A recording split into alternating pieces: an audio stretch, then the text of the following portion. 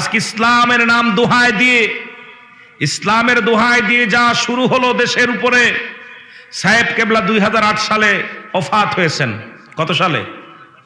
জোরে বলেন, কত সালে? 2008 সালে। আপনাদের পীর সাহেব আপনারা জানেন না, হিসাব রাখবেন না? 2008 সালে সাহেব কেবলা ওফাত হয়েছেন। খোদার কসম, ওনার জবান দিয়ে বলে গেছেন, বাঁচাও ইমান, বাঁচাও দেশ, সাহেব কেবলার নির্দেশ। আজকে আমার এই সিলেটের জমিনে পাড়া দেওয়া পরই সাহেব কেবলার কথাগুলো আমার অন্তরের ভিতরে একদম গেঁথে গেছে।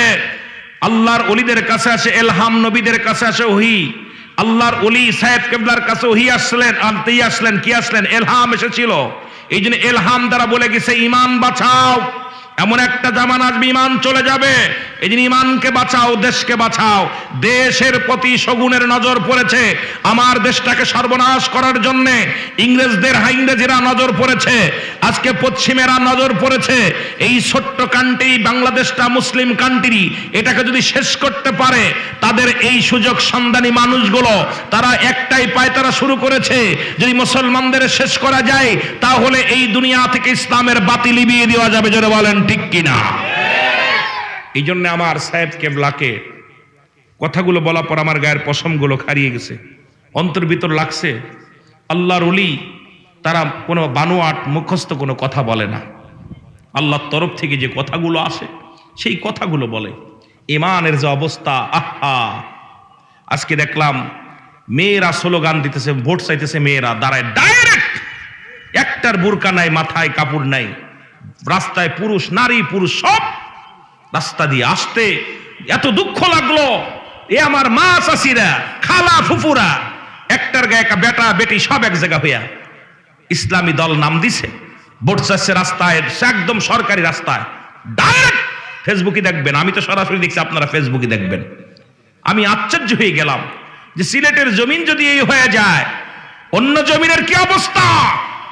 এই জমিনের মধ্যে যদি নারী পুরুষ একত্রিত হয়ে আজকে ক্ষমতার লোভে যদি রাস্তায় নামতে পারে, কিন্তু ইমান চলে যাচ্ছে, চেয়ারের দরকার। কিন্তু মনে রেখো, এই চেয়ার তোমাকে নাজাত দিতে পারবে না, তোমাকে নাজাত দিবে ইমানে আমলে। জোরে বলেন ঠিক কিনা? আর একটু জোরে বলেন ঠিক কিনা? আমি আমার ভাইদেরকে বলবো, যারা নির্বাচন করতেছেন আলহামদুলিল্লাহ, আপনারা করেন, সীমা লঙ্ঘন করেন না। ইসলামের দোহাই দিয়ে নারীকে ঘরের বাইরে করেন না। ইসলামের দোহাই দিয়ে আমার মা বোনদের ইজ্জত নষ্ট করেন না। ইসলামের দোহাই দিয়ে অসংখ্য বেগানা নারীর সঙ্গে অবাধ মেলামেশার চেষ্টা করেন না। কারণ এই এলাকার মধ্যে সারা বিশ্বে অসংখ্য সুন্নি জনতা আছে, সুন্নি ভাইয়েরা আছেন, ইমানি দায়িত্ব সাহেব কেবলার মুরিদ আছেন। এই দুনিয়ার মধ্যে ফুলতুলি সাহেব কেবলার মুরিদ আছেন, এই জমিনের মধ্যে শাহজালালের মুরিদ আছে, এই জমিনের মধ্যে শাহপুরানের মুরিদ আছে, এনায়েতপুরের মুরিদ আছে, সারসিনার মুরিদ আছে, ফুরফুরা শরীফের মুরিদ আছে। এই সমস্ত মানুষ যখন দাঁত ভাঙ্গা জবাব দিবে, পালানোর জায়গা পাওয়া যাবে না। জোরে বলেন ঠিক কিনা? আর একটু জোরে বলেন ঠিক কিনা? এই সিলেট থেকে গোরগোবিন্দ ফালাইছে শাহজালালের হুক্কারে। কথা বলেন না কেন?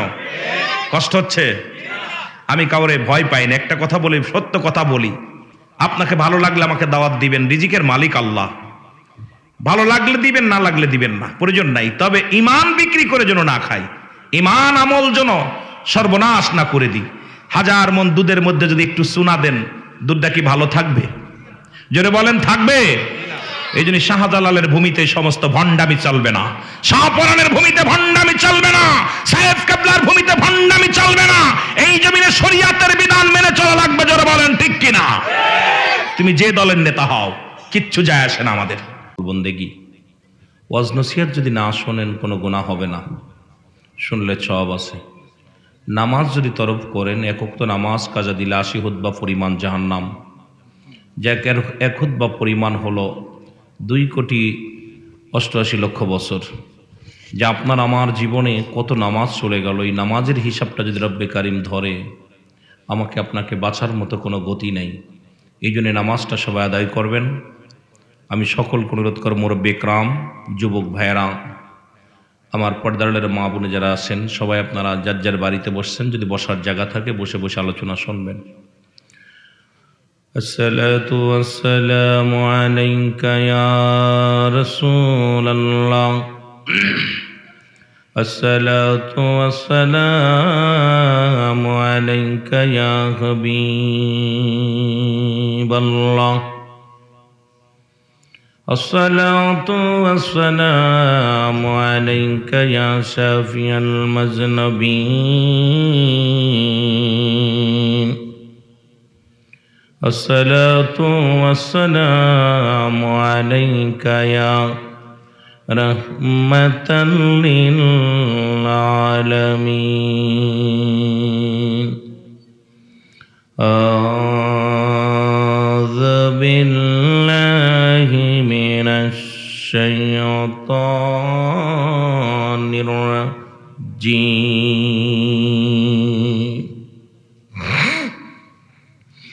بسم الله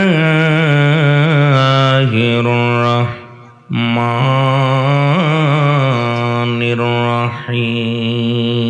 الرحيم إن الله وملائكته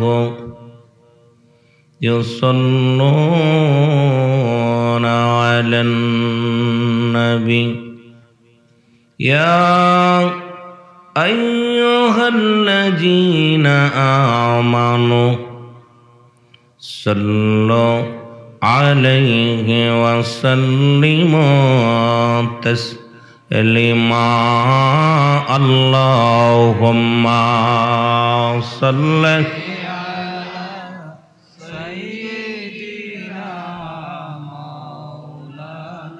وعلى آل سيدنا مولانا আরো জোরে বলেন আল্লাহুম্মা সাল্লি আলা সাইয়্যিদিনা মাওলানা ওয়া আলি সাইয়্যিদিনা মাওলানা ধন্য গো আমেনা বিবি বংশগুলো কমায় রাখেন অগো ধন্য তোমার জিন্দেগি তোমারি কুঠিরে জন্ম নিছেন সে জামানার নরন বি আল্লাহুম্মা সাল্লি আলা সাইয়্যিদিনা মহব্বতে সবাই আগায় চলে আসেন আগায় আগে বসেন ওয়ালা আলি সাইয়্যিদিনা মাওলানা আমন হাবিব আমার মুক্তির কারণে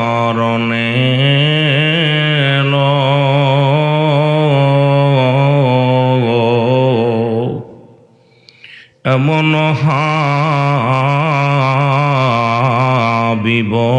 আমার মুক্তির কারণে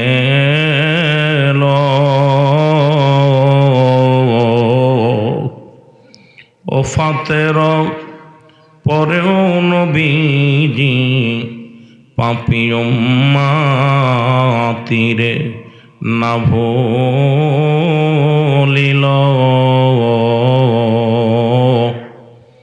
এমন হাবিব আমার নাচিল আকাশে নাচিল বাতাস নাচিল কোন সৃষ্টিময় রসুল তোমারি কারণে বিশালে ভুবনে আমার আল্লাহ জির পরিচয় লা ইলাহা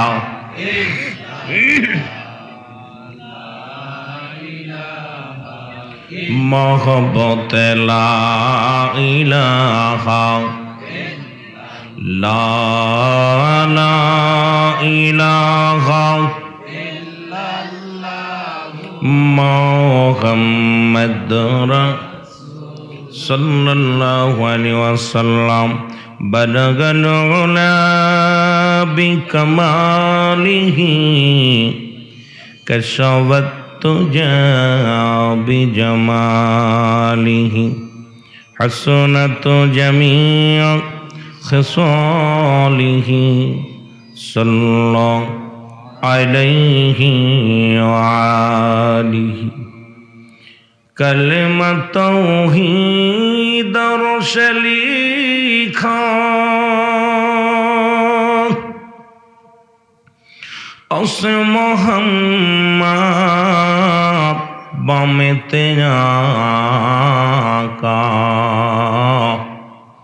বন্ধুর পাশে বন্ধু বসা আমার আল্লাহর পাশে মরণ বিজি বসা কালেমাতে আসে প্রমাণ বালাগাল উলা বিকাম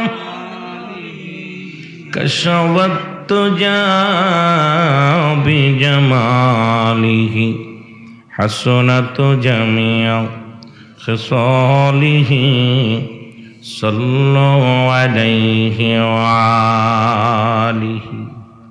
আলহামদুলিল্লাহ, সমস্ত প্রশংসা সেই মহান রব্বুল আলামিনের দরবারে যে রব্বুল আলামিন মধ্য হাসিমপুর জামে মসজিদ ও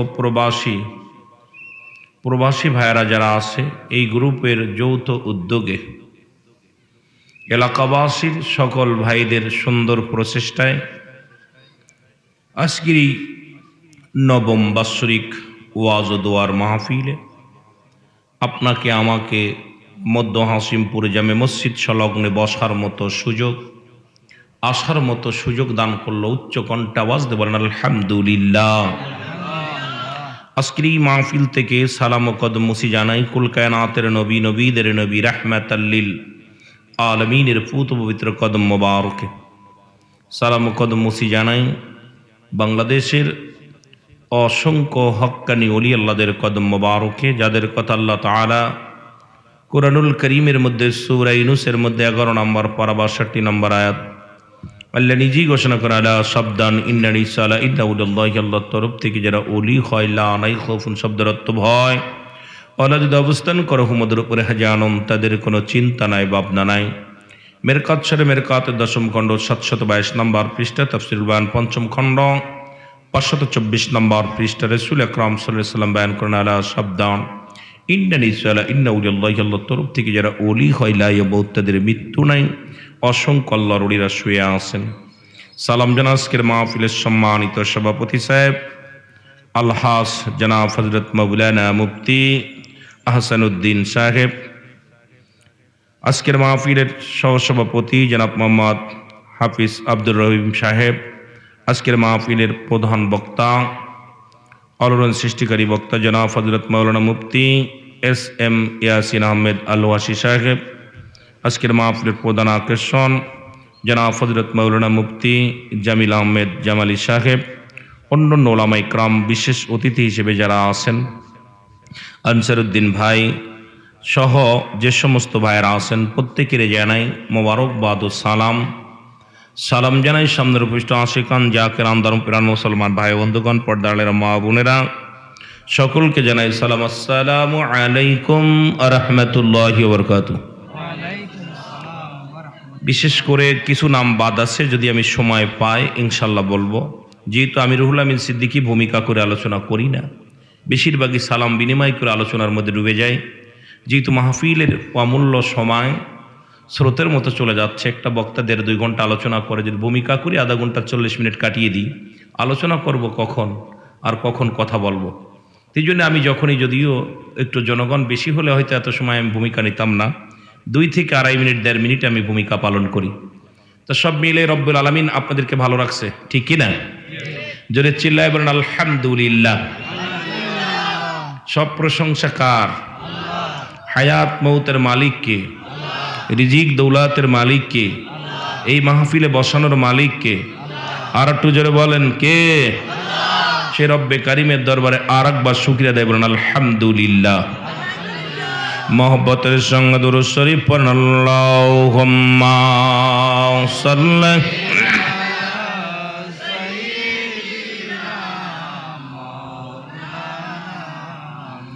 ওয়া আলা আলি সাইয়্যিদিনা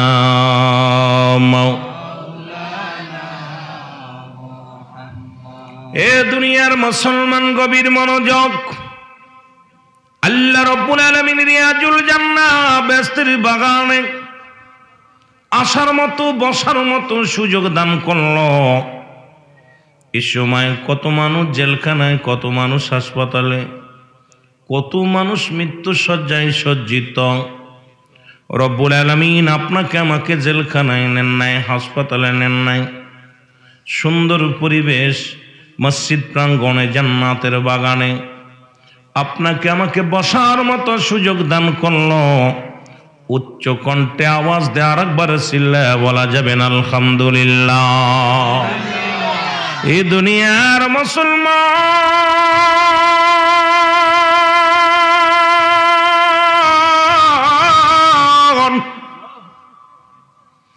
বান্দা যখন জান্নাতের বাগানের দিকে রওনা হয়ে যায় গো, প্রতিটা কদমে কদমে আপনার আমার জীবনের যত সগীরা গুনাহগুলো করেছেন, সমস্ত সগীরা গুনাহগুলো বাড়ি থেকে যখন পাটা বাড়াইলেন জান্নাতের বাগানে আসবেন, আজকে এই মধ্য হাসিমপুরের জমিনে আসবেন, নিয়ত করে ঘর থেকে বাইর হলেন, প্রতিটা কদমে কদমে আল্লাহ রাব্বুল আলামিন আপনার আমার জীবনের সগীরা গুনাহগুলো মাফ করে দিছে। জোরে বলেন সুবহানাল্লাহ। এ মুসলমান, আমরা শুধু সগীরা গুনাহ করি না, ছোট গুনাহ যেটা বোঝায়, সগীরা গুনাহ ছোট ছোট গুনাহ আমরা শুধু সগীরা গুনাহ করি নাই, পদে পদে করেছি কবিরা গুনাহ। নামাজ ছেড়ে দেয়া কবিরা গুনাহ, মিথ্যা বলা কবিরা গুনাহ, বেগানা নারীর সঙ্গে দেখা দিয়া কবিরা গুনাহ, বেগানা পুরুষের সঙ্গে দেখা দিয়া কবিরা গুনাহ। এই ওয়াজ বাংলাদেশে চলবে না, ঈমান নষ্ট হয়ে গেছে মানুষের। এখন আর মুসলমান যাদের সঙ্গে দেখা দেয়া হারাম তাদের সঙ্গে বিয়ে করা জায়েজ, যাদের সঙ্গে দেখা করা জায়েজ তাদের সঙ্গে বিয়ে করা হারাম। আজকে বর্তমান জামানায় বড় কষ্ট লাগে, অন্তর ভিতরে বড় ব্যথা লাগে রে মুসলমান। দেখি আজকে পর্দা নাই, পর্দার ঘর খেলাফ করিয়া পর পুরুষ আজকে একত্রিত হইয়া সমাজটাকে এমন নষ্টের দিকে নিয়ে যাচ্ছে, এমন একটা পর্যায়ে চলে গেছেন, দাড়ি টুপি মাথায় দিয়া পাগড়ি বান্ধিয়া বেগানা নারী নিয়ে রাস্তায় স্লোগান দিতেছেন। নির্বাচনের হাওয়া লাগছে, দেখা যায় বেগানা নারীগুলো আইসা বুকের ভিতরে উঠতেছে, বেগানা নারীগুলো স্লোগান দিতেছে। সবচেয়ে বড় কষ্ট হলো, আমার বড় আনন্দ লাগলো, আমার সুলতুলি সাহেব কেবলার একটা কথা গো, উনি দুনিয়া থেকে বিদায় হইয়া কবর জগতে চলে গেছেন। আল্লাহর ওলি একটা কথা বলে গেছেন, বাঁচাও ঈমান, বাঁচাও দেশ। এমন একটা সময় আসবে, এই নির্দেশটা সাহেব কেবলা দিয়ে গেলেন। এখন চারিদিকে দেখি বিপদ, সামনে দেখি বিপদ, পিছনে দেখি বিপদ, পিছনে সামনে দেখি বিপদ, ডানে বামে বিপদ, বিপদ আর বিপদ। এখন ঈমানের চাইতে ক্ষমতার দাম বেশি। জোরে জোরে চিল্লায় বলেন ঠিক কিনা? যদিও আমার আলোচনা, যেহেতু আমি রুহুল আমিন সিদ্দিকী বাস্তববাদী বক্তা, এই 700 কিলো দূর থেকে আমাকে আনছেন। যদিও ঢাকা লেখা রাখছে, আমি ঢাকা থেকে 300 কিলো দূরে আমার বাড়ি, মাগুরা জেলা, লিখেছে ঢাকা। আসলে আমি ঢাকার মানুষ না, ঢাকাও বাসাও নাই, বাড়িও নাই, কিছু নাই। থাকি মাগুরাতে মা আমেনা সিদ্দিকিয়া মডেল মাদ্রাসা, আমার নিজের পরিচালনা করি, নিজের প্রতিষ্ঠান। সবচেয়ে বড় কষ্ট আজকে, কুয়াস করব কোথায়? যাদেরকে দিয়ে ভূত খেদাইবো, ভূত তারাইবো, তাদের ভূতে ধরছে। আজকে ইসলামের নাম দোহাই দিয়ে, ইসলামের দোহাই দিয়ে যা শুরু হলো দেশের উপরে। সাহেব কেবলা 2008 সালে ওফাত হয়েছেন। কত সালে? জোরে বলেন, কত সালে? 2008 সালে। আপনাদের পীর সাহেব আপনারা জানেন না, হিসাব রাখবেন না? 2008 সালে সাহেব কেবলা ওফাত হয়েছেন। খোদার কসম, ওনার জবান দিয়ে বলে গেছেন, বাঁচাও ইমান, বাঁচাও দেশ, সাহেব কেবলার নির্দেশ। আজকে আমার এই সিলেটের জমিনে পাড়া দেওয়া পরই সাহেব কেবলার কথাগুলো আমার অন্তরের ভিতরে একদম গেঁথে গেছে। আল্লাহর ওলিদের কাছে আসে এলহাম, নবীদের কাছে আসে ওহী। আল্লাহর ওলি সাহেব কেবলার কাছে ওহী আসলেন, আনতেই আসলেন, কি আসলেন? এলহাম এসেছিল। এই জন্য এলহাম দ্বারা বলে গেছে, ইমান বাঁচাও, এমন একটা জামান আসবে ইমান চলে যাবে। এই জন্য ইমানকে বাঁচাও, দেশকে বাঁচাও। দেশের প্রতি শগুনের নজর পড়েছে, আমার দেশটাকে সর্বনাশ করার জন্য ইংরেজরা নজর পড়েছে, আজকে পশ্চিমেরা নজর পড়েছে। এই ছোট্ট কান্ট্রি বাংলাদেশটা মুসলিম কান্ট্রি, এটাকে যদি শেষ করতে পারে, তাদের এই সুযোগ সন্ধানী মানুষগুলো তারা একটাই পায়তারা শুরু করেছে, যদি মুসলমানদের শেষ করা যায় তাহলে এই দুনিয়া থেকে ইসলামের বাতি লিবিয়ে দেওয়া যাবে। জোরে বলেন ঠিক কিনা? এই জন্য আমার সাহেব কেবলাকে কথাগুলো বলার পর আমার গায়ের পশমগুলো হারিয়ে গেছে, অন্তর ভিতর লাগছে। আল্লাহর ওলি তারা কোনো বানোয়াট মুখস্থ কোনো কথা বলে না, আল্লাহর তরফ থেকে যে কথাগুলো আসে সেই কথাগুলো বলে। ইমানের যে অবস্থা, আহা! আজকে দেখলাম মেয়েরা স্লোগান দিতেছে, ভোট চাইতেছে, মেয়েরা দাঁড়ায় ডাইরেক্ট, একটার বুরকা নাই, মাথায় কাপড় নাই, রাস্তায় পুরুষ নারী পুরুষ সব রাস্তা দিয়ে আসতে এত দুঃখ লাগলো। এ আমার মা চাষিরা, খালা ফুফুরা, একটার গায়ে বেটা বেটি সব এক জায়গা হইয়া ইসলামী দল নাম দিছে, ভোট চাচ্ছে রাস্তায়, একদম সরকারি রাস্তায় ডাইরেক্ট। ফেসবুকে দেখবেন, আমি তো সরাসরি দেখছি, আপনারা ফেসবুকে দেখবেন। আমি আশ্চর্য হয়ে গেলাম যে সিলেটের জমিন যদি এই হয়ে যায়, অন্য জমিনের কি অবস্থা? এই জমিনের মধ্যে যদি নারী পুরুষ একত্রিত হয়ে আজকে ক্ষমতার লোভে যদি রাস্তায় নামতে পারে, কিন্তু ইমান চলে যাচ্ছে, চেয়ারের দরকার। কিন্তু মনে রেখো, এই চেয়ার তোমাকে নাজাত দিতে পারবে না, তোমাকে নাজাত দিবে ইমানে আমলে। জোরে বলেন ঠিক কিনা? আর একটু জোরে বলেন ঠিক কিনা? আমি আমার ভাইদেরকে বলবো, যারা নির্বাচন করতেছেন আলহামদুলিল্লাহ, আপনারা করেন, সীমা লঙ্ঘন করেন না। ইসলামের দোহাই দিয়ে নারীকে ঘরের বাইরে করেন না। ইসলামের দোহাই দিয়ে আমার মা বোনদের ইজ্জত নষ্ট করেন না। ইসলামের দোহাই দিয়ে অসংখ্য বেগানা নারীর সঙ্গে অবাধ মিলামিশার চেষ্টা করেন না। কারণ এই এলাকার মধ্যে সারা বিশ্বে অসংখ্য সুন্নি জনতা আছে, সুন্নি ভাইয়েরা আছেন, ইমানি দায়িত্ব সাহেব কেবলার মুরিদ আছেন। এই দুনিয়ার মধ্যে ফুলতুলি সাহেব কেবলার মুরিদ আছেন, এই জমিনের মধ্যে শাহজালালের মুরিদ আছে, এই জমিনের মধ্যে শাহপুরানের মুরিদ আছে, এনায়েতপুরের মুরিদ আছে, সারসিনার মুরিদ আছে, ফুরফুরা শরীফের মুরিদ আছে। এই সমস্ত মানুষ যখন দাঁত ভাঙ্গা জবাব দিবে, পালানোর জায়গা পাওয়া যাবে না। জোরে বলেন ঠিক কিনা? আর একটু জোরে বলেন ঠিক কিনা? এই সিলেট থেকে গোরগোবিন্দ পালাইছে শাহজালালের হুক্কারে। কথা বলেন না কেন? কষ্ট হচ্ছে? আমি কাউরে ভয় পাই না, একটা কথা বলি, সত্য কথা বলি। আপনাকে ভালো লাগলে আমাকে দাওয়াত দিবেন, রিজিকের মালিক আল্লাহ। ভালো লাগলে দিবেন, না লাগলে দিবেন না, প্রয়োজন নাই। তবে ইমান বিক্রি করে যেন না খাই, ইমান আমল যেন সর্বনাশ না করে দিই। 1000 মণ দুধের মধ্যে যদি একটু চুনা দেন, দুধটা কি ভালো থাকবে? জোরে বলেন থাকবে? এই জন্য শাহজালালের ভূমিতে সমস্ত ভণ্ডামি চলবে না, শাহপরানের ভূমিতে ভণ্ডামি চলবে না, সাহেব কেবলার ভূমিতে ভণ্ডামি চলবে না। এই জমিনে শরীয়তের বিধান মেনে চলা লাগবে। জোরে বলেন ঠিক কিনা? তুমি যে দলের নেতা হও, কিচ্ছু যায় আসে না আমাদের। জোরে বলেন ঠিক কিনা?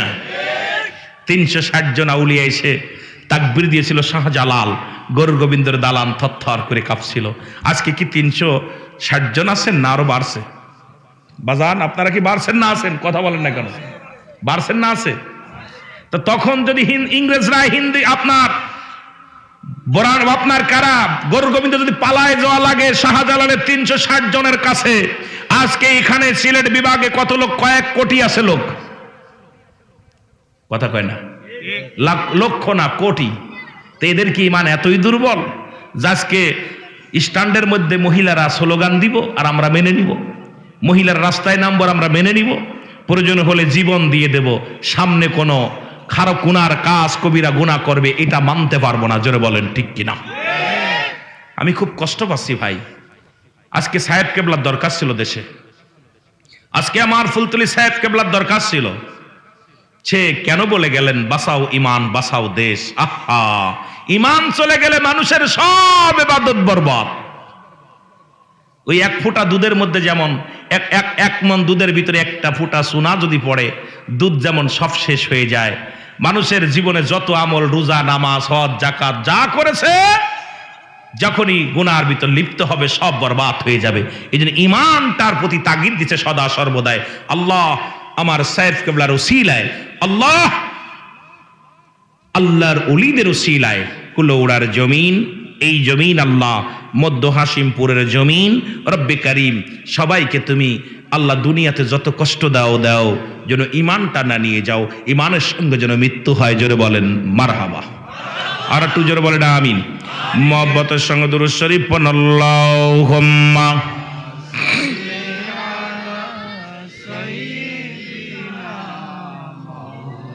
দাদু ভাই একটু জোরে দুরূদ পড়েন না। ওয়ালা আলি সাইয়্যিদিনা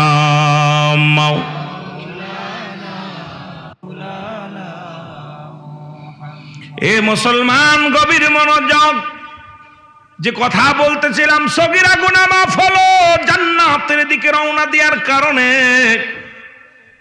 এই কবিরা গুনাহগুলোর মাফের দরকার আছে কিনা? কিয়ামত পর্যন্ত আর কোন নবী আসবে না, কিয়ামত পর্যন্ত নবীদের দরজা বন্ধ, কিয়ামত পর্যন্ত তওবার দরজা খোলা।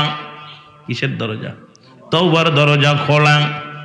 এই তওবার দরজা খোলা আল্লামা কুতুবী রাহমাতুল্লাহ বয়ান করে, মানুষ শুনে নাও, মানুষ যখন গুনাহ করতে করতে সীমা লঙ্ঘন করে করতে করতে, বান্দা যখন আল্লাহর ভয় অন্তর ভিতরে ঢুকে যায়, রব্বে কারিমের প্রেম যার অন্তরে ঢুকে যায়, বান্দার ভিতরে যখন কবরের ভয়, জাহান্নামের ভয়,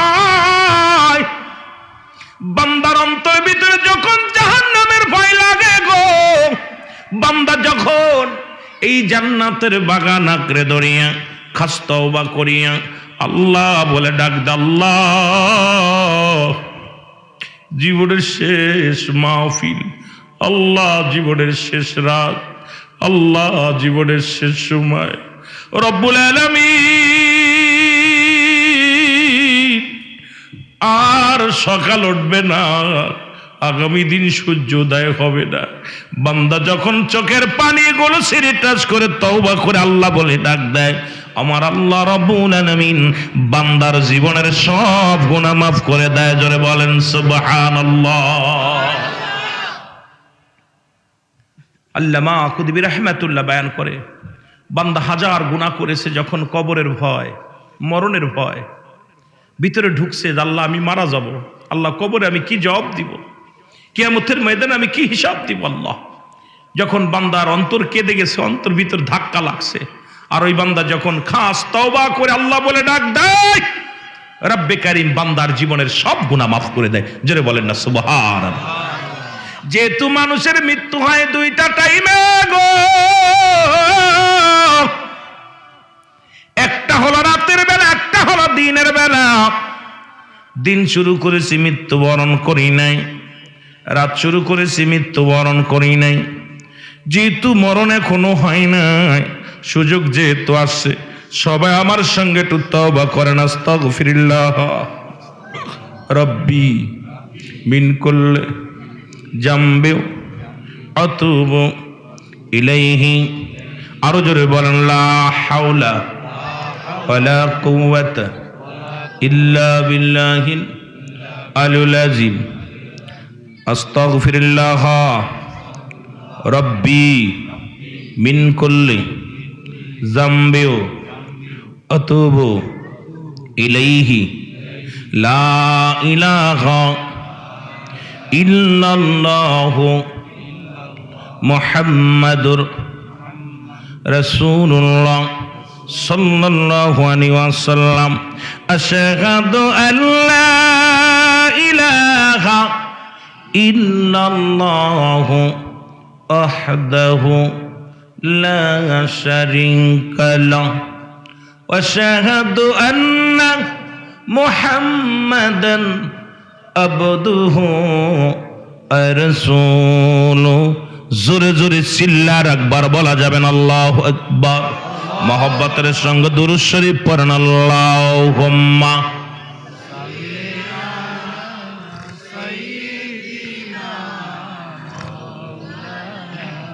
এই যে বাজান তওবা করলেন, জীবনটা যদি ভাগ্য ভালো হয়, এই যে তওবা করায় দিলাম, সারা জীবন যে গুনাহ করছেন, এখানে বসে একটা ফজিলাত হলো, রিয়াজুল জান্নাহ বেহেশতের বাগানে বসে তওবা করলেন, যদি আল্লাহ কবুল করে নেয় আপনার জীবনটা ধন্য, পিছনে সব গুনাহজন আল্লাহ মাফ করে দেয়। আমিন বলেন, আমিন বলেন। এ আমার ভাইরা, আমার বন্ধুরা,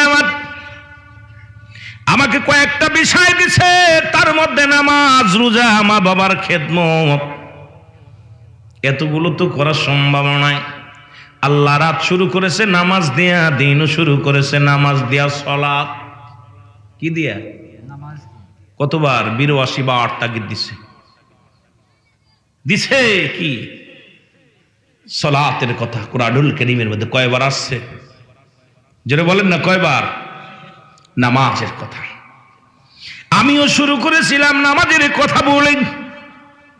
রাত শুরু করেছে আল্লাহ নামাজ দিয়া, দিন শুরু করেছে নামাজ দিয়া গো।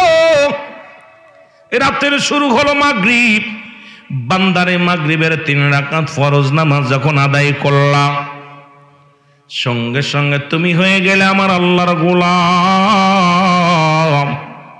এবার 2 রাকাত সুন্নাত নামাজ তুমি আদায় করলা, সঙ্গে সঙ্গে হয়ে গেল তুমি আমার নবীর প্রেমিক। এখন যদি এই রাতের মধ্যে যদি তোমার মরণ হয়, তোমার মরণটা হবে আমার আল্লাহর গোলাম নবীর প্রেমিক।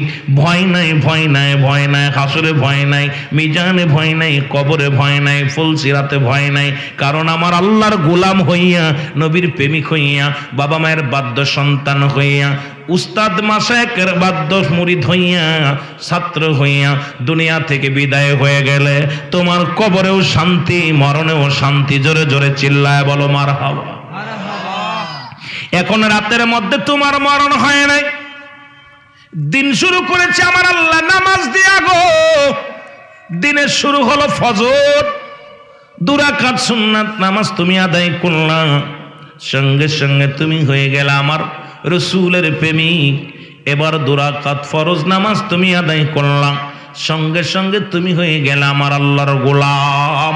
দিনের মধ্যে যদি তোমার মরণ হয়, যদি আল্লাহর প্রিয় হওয়া যায়, রাসূলের প্রিয় হওয়া যায়, এই বডির কোনো ভয় নাই, মরণে হাসরে কোনো ভয় নাই। জোরে বলেন ঠিক কি না? এ মুসলমান, দিন শুরু করলা তুমি মাওলার সঙ্গে প্রেম নাই, রাত শুরু করলা তুমি মাওলার সাথে প্রেম নাই রে। এখন যদি তুমি মারা যাও, তোমার জন্য আল্লাহ রেখে দিলেন দাতুলিল কাফিরিন। আল্লাহ বলে কাফের বেঈমান মুনাফিকদের জন্য আমি আল্লাহ প্রস্তুতি করে রাখলাম, একটা নয়, 2টি নয়, 7-7টা জাহান্নাম। কে কে যাবেন একটু হাত তুলে দেখান। কোনে ওয়াজ করতে আইলাম, জাহান্নামেও যাইব? করোনা ভাইরাস আসলো ভয়ে ঘর থেকে বাইরে হয়নি, আর এখন মরার জাহান্নামে যাওয়ার জন্য সব হাত উঠাইলো। জোশ আসছে তাই না? জোশে উঠে গেছে। এই কেবলই তো মাত্র হাত উঠাইলাম, এর আগে হাত উঠাই নাই, সবে মাত্র হাত উঠাইলাম। ভুল করলে হইব কি তা কর? আমার ভাইরা, আমার বন্ধুরা, আমার গভীর মনোযোগ যে কথা বলি, তবে হাত উঠানোর পক্ষে রব্বুল আলামিন বলে আমার বিধান, আমার কথা রাসূলের সুন্নাত তরিকায় যারা চললো, এই মুমিনদের জন্য আমি আল্লাহ প্রস্তুতি করে রাখলাম। বলেন বিসমিল্লাহির রাহমানির রহিম। উইদ্দাতুল মুমিনিন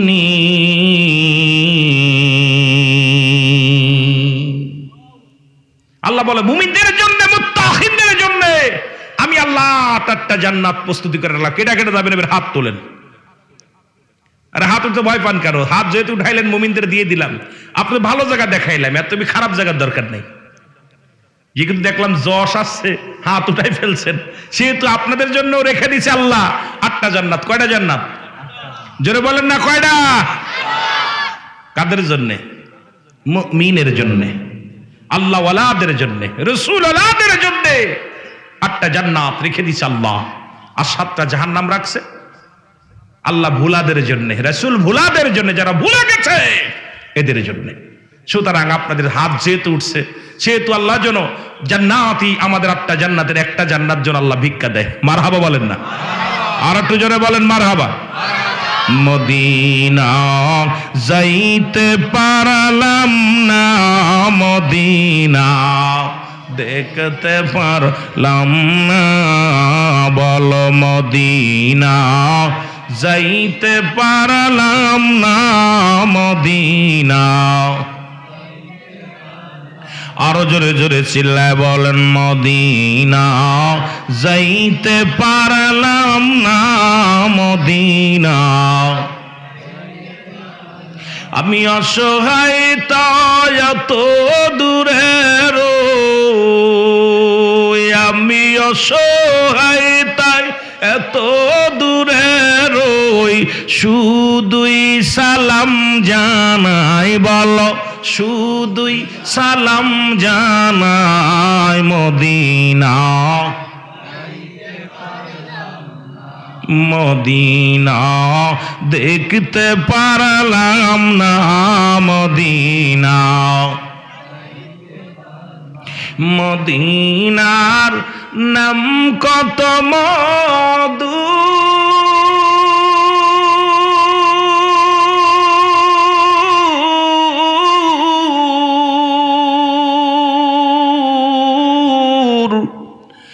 মদিনা অরজে কত দূর,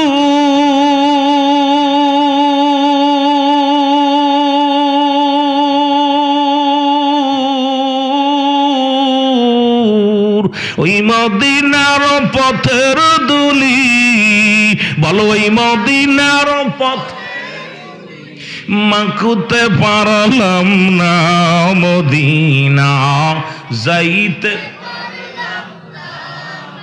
আয় হায় মদিনা যাইতে পারলাম না, মদিনা দেখতে পারলাম না, মদিনা।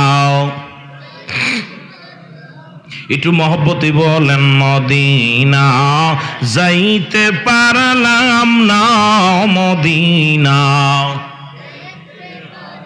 আমি অসহায় তাই এত দূরে রই, আমি অসহায় তাই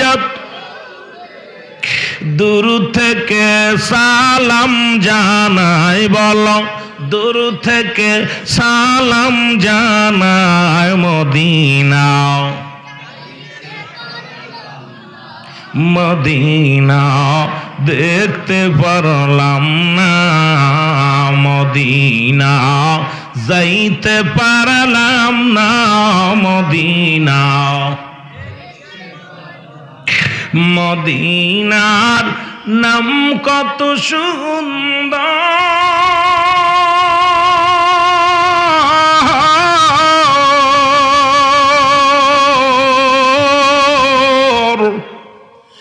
মদিনা কেরসে অন্তর,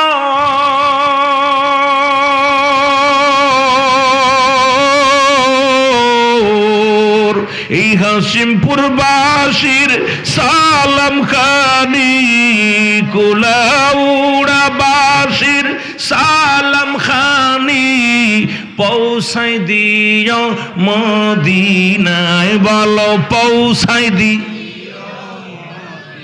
না, মদিনা যাইতে পারলাম না, মদিনা। এ মুসলমান গভীর মনোযোগ, দিলের কান্ডা লাগে শোনো গো, নবীজি বললেন সাহাবীরা রে, তোমরা কি আমি নবী তোমাদেরকে হাত ধরে জান্নাতে নিয়ে যাব? আমার নবীজি ওয়াদা করলেন। সাহাবীরা বলেন, ইয়া রাসূলুল্লাহ, ইয়া হাবিবাল্লাহ, কে বানা চায়? নবী বলেন, সাহাবীরা রে, শোনো শোনো,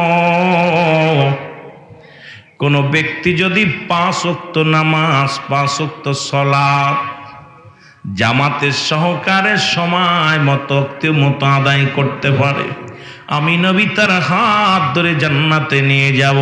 এখন রাসূলুল্লাহর সঙ্গে কে কে জান্নাতে যেতে চান? হাত তুলে দেখান। আর একটু জোরে জোরে হাত তুলে দেখান, জোরে বলেন নারায়ে তাকবীর, নারায়ে রিসালাত। এ যুবক, দিলের কান্দে লাগা শোনো গো,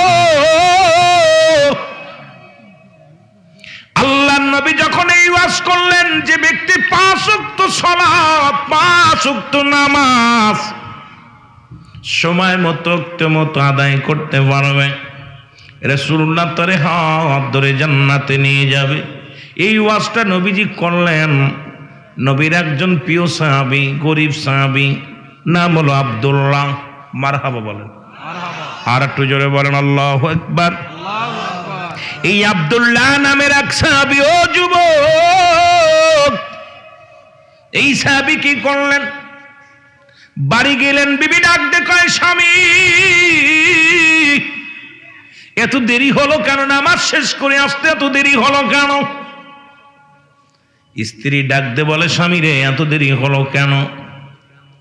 স্বামী বলে, বিবি রে, আমার নবী আজকে ওয়াজ করছে, ওয়াজ শুনে আসতে দেরি হয়ে গেছে। বলে, স্বামী রে, কি ওয়াজ করছে বলো? বলে, স্বামী রে, আমার রাসূল আজকে ওয়াজ করছে, যদি কোনো ব্যক্তি 5 ওয়াক্ত নামাজ, 5 ওয়াক্ত সালাত সময় মতো মতো আদায় করতে পারে, রাসূলুল্লাহ তার হাত ধরে জান্নাতে নিবে। জোরে জোরে বলেন না মারহাবা। এ যুবক শোনো গো, বিবি ডাক দি কয়, স্বামী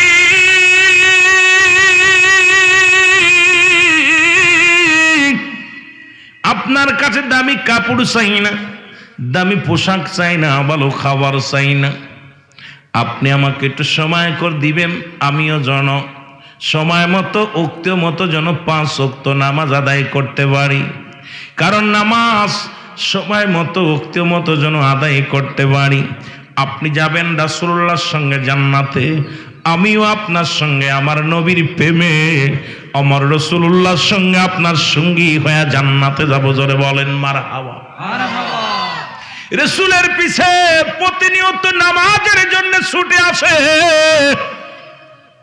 ও যুবক, নামাজের কথা বলতে গেলে অনেক আলোচনার প্রয়োজন, যদিও আমি বেশি লম্বা চওড়া আলোচনা করতে পারবো না। কাফের এবং মুসলমানদের মধ্যে পার্থক্য হলো নামাজ। সমস্ত খারাপ কাজ থেকে বাঁচায় নামাজ। মুসলমান শুনে নাও, এই সালাত আল্লাহর সঙ্গে মিলন হয়, আল্লাহর সঙ্গে দিদার হয়। এমন নামাজ যায় নামাজ লা কখন ইল্লা ব্যতীত, হুজুর মানে হাজের নাজের, কল মানে আত্মা, সালাত মানে নামাজ। এই নামাজ, যে নামাজের মধ্যে রব্বে কারিমকে হাজির নাজির জানিয়া, রব্বে কারিমকে হাজির নাজির জানিয়া দুনিয়ার জল্পনা কল্পনা দূরে ফেলে রব্বে কারিমকে সেজদা করতে পারবেন, এই নামাজই কেবল পারে আল্লাহ পর্যন্ত পৌঁছায় দিতে। জোরে বলেন মারহাবা। ও যুবক শোনো গো, রাসূলের পিছে প্রতিনিয়ত আনসারী নামাজ আদায় করতে আসে রে। রাসূল সালাম ফিরায়, নামাজ শেষ করে আসসালামু আলাইকুম ওয়া রাহমাতুল্লাহ, আসসালামু আলাইকুম ওয়া রাহমাতুল্লাহ। আনসারী পিছন থেকে উঠে দৌড় মারে চলে যায়।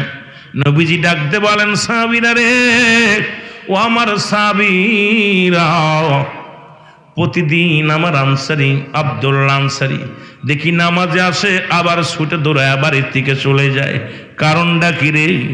সাহাবীরা বলে ইয়া রাসূলুল্লাহ, ইয়া হাবিবাল্লাহ, হয়তো দুনিয়ার কোনো ঝামেলার মধ্যে পড়ছে, দুনিয়ার কোনো প্রেমের পড়েছে।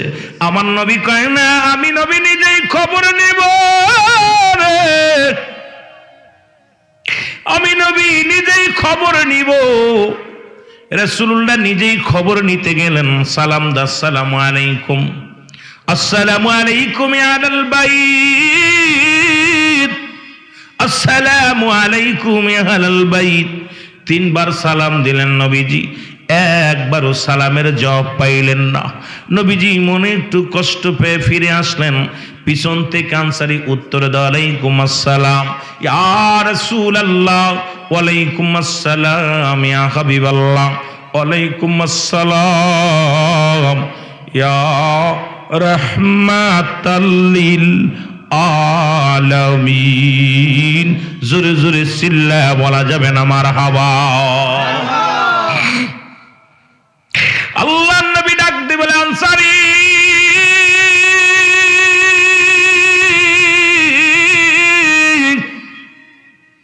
তুমি তিনবারই সালামের জবাব দিলা, তুমি তিনবারই সালামের জবাব দিলা, আমার আর বুঝতে বাকি নাই তুমি সালাম শুনেছিলে, উত্তর দেও নাই। বলে ইয়া রাসূলুল্লাহ, ইয়া হাবিবাল্লাহ, আপনার সালাম আমি শুনেছিলাম, উত্তর দিতে পারি নাই। কেন দিই নাই? এই জবাবটা আমি আপনার কাছে কেমনে দিব নবী গো?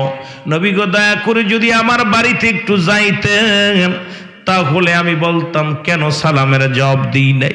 নবী বলে চলো, সঙ্গে সঙ্গে রওনা হয়ে গেলেন। এ যুবক বাবারে আমার, রাসূলুল্লাহ যখন আনসারীর বাড়িতে গেলেন, আনসারী দরজা খুলে দিলেন। দরজা খোলার সঙ্গে সঙ্গে দেখতে পাইলেন ওই ভিতরে বিশাল একটা গর্ত খোঁড়া।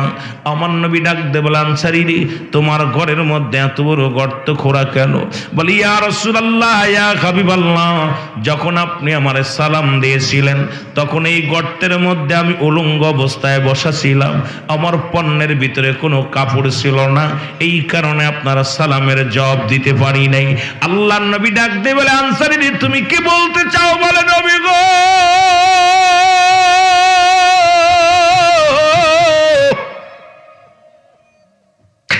আপনি বলেছেন যে ব্যক্তি 5 ওয়াক্ত নামাজ সালাত সময় মতো উক্তি মতো আদায় করতে পারবে, আপনি তারে হাত ধরে জান্নাতে নিবেন। এই ওয়াজটা আমি আয়েশা আমার বিবিরে ডাক দে বলি, আমার বিবি স্বামী স্ত্রী মিলে মাত্র একখানা কাপড়। যখন আমি নামাজে চলে যাই, মুয়াজ্জিন যখন আযান দেয়, আল্লাহু আকবার,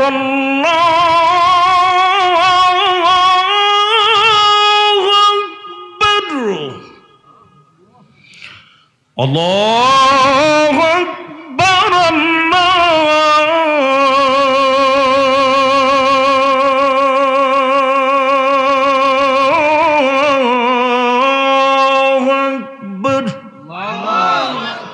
ইয়া রাসূলুল্লাহ, আল্লাহ বড়, আল্লাহ মহান, আমি তার বসে থাকতে পারি না। হাইয়া আলাস সালাহ,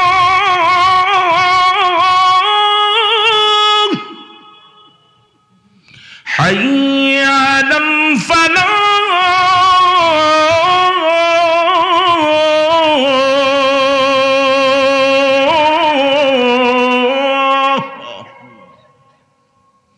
হাইয়া আলাস সালাহ নামাজের জন্য, হাইয়া আলাল ফালাহ কল্যাণের জন্য। ইয়া রাসূলুল্লাহ, ইয়া হাবিবাল্লাহ, আল্লাহ মহান, আল্লাহ বড়। তখন তো আমি বসে থাকতে পারি না, ছুটে চলে যাই। আল্লাহর নবী গো, আমাদের স্বামী স্ত্রীর মিলা মাত্র একটা পোশাক। যখন আমি নামাজে যাই তখন আমার বিবি উলঙ্গ অবস্থায় গর্তের মধ্যে বয়া থাকে। আবার নামাজটা শেষ করে বাড়িতে আইয়া যখন বাড়ি আসি, আমি কাপড়টা খুলে ভিতরে বয়া থাকি উলঙ্গ হয়ে। ইয়া রাসূলুল্লাহ, ইয়া হাবিবাল্লাহ, আপনি যখন আমাকে সালাম দিয়েছিলেন তখন আমি উলঙ্গ অবস্থায় বসা ছিলাম, এই কারণে আপনার সালামের জবাব দিতে পারি নাই। আল্লাহর নবী ডাক দিয়ে বলে, আনসারী কি শুনাইলেন? বলি ইয়া রাসূলুল্লাহ, ইয়া হাবিবাল্লাহ, যখন আপনি আমারে সালাম দিয়েছিলেন তখন আমার গায়ের মধ্যে কোনো পোশাক ছিল না, এই কারণে আপনার সালামের জবাব আমি দিতে পারি নাই নবী গো। ও আমার মায়ার নবী, আমার নবী ডাক দিয়ে বলে আনসারী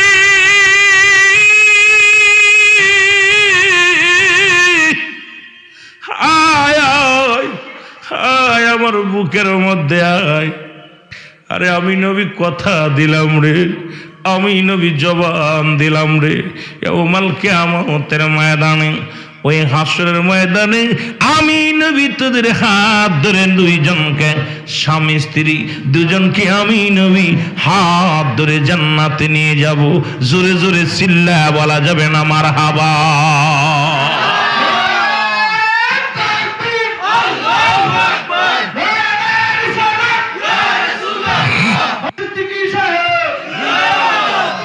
এ ভাইরা আমার, বন্ধুরা আমার, এখন আপনাদের এই মধ্য হাসিমপুরের জমিনে এমন কোন গরিব নাই যার এক টুকরা কাপড় আছে, যে গরিব যে ভিক্ষা করে খায় তারও ৩-৪টা কাপড় আছে।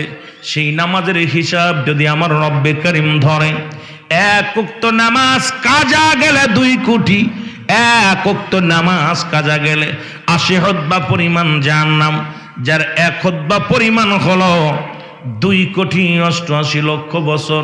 এখন আপনার আমার জীবন থেকে কত নামাজ ছুটে গেছে, এই নামাজের হিসাবটা যদি রব্বে কারীম ধরে, আমার মন বলে বাঁচার মতো উপায় নাই, বাঁচার মতো উপায় নেই। হিসাব করে দেখেন, ১ ওয়াক্ত নামাজ কাজা গেলে ৮০ হুতবা পরিমাণ জাহান্নাম, যার ১ হুতবা পরিমাণ হলো ২,৮৮,০০,০০০ বছর। একটা আর ৭৯ আছে। এখন এই ১ ওয়াক্ত নামাজের হিসাব যদি করেন, ক্যালকুলেটর শেষ। এরপরেও আমি আপনি যদি রব্বে কারীম যদি দয়ার সাগর না হয়, রব্বে কারীম যদি আপনাকে আমাকে ভালো না বাসে, যদি মায়া না করে, বাঁচার মতো কোনো উপায় নাই। জোরে জোরে চিল্লায় বলেন ঠিক কি না? এই জন্য নবীর কাছে ১ নাম্বার পেয়েছিল নামাজ। আপনি যদি নবীর উম্মত হতে চান, নামাজের গুরুত্ব দিতেই হবে। আল্লাহর কাছে প্রিয় ছিল রব্বে কারীম ভালোবাস উম্মতি বান্দা বান্দিরে, নবীর ভালোবাসায় জন্য রাতের মধ্যে নামাজ দিছে, দিনের মধ্যে নামাজ দিছে। আর এই জন্য আমার নবীজির কাছে ১ নাম্বার প্রিয় ছিল নামাজ। আমরা যারা নবীর উম্মত বলে দাবি করি, নামাজের দরকার আছে কি না? মজার একটা বিষয় হলো, রসুল পাক সাল্লাল্লাহু আলাইহি সাল্লাম নামাজের গুরুত্ব দেওয়ার কারণে, নামাজের প্রতি যত্নবান হওয়ার কারণে আল্লাহ তাআলা নামাজের রাতও শুরু করছে নামাজ দিয়া, দিনও শুরু করছে নামাজ দিয়া।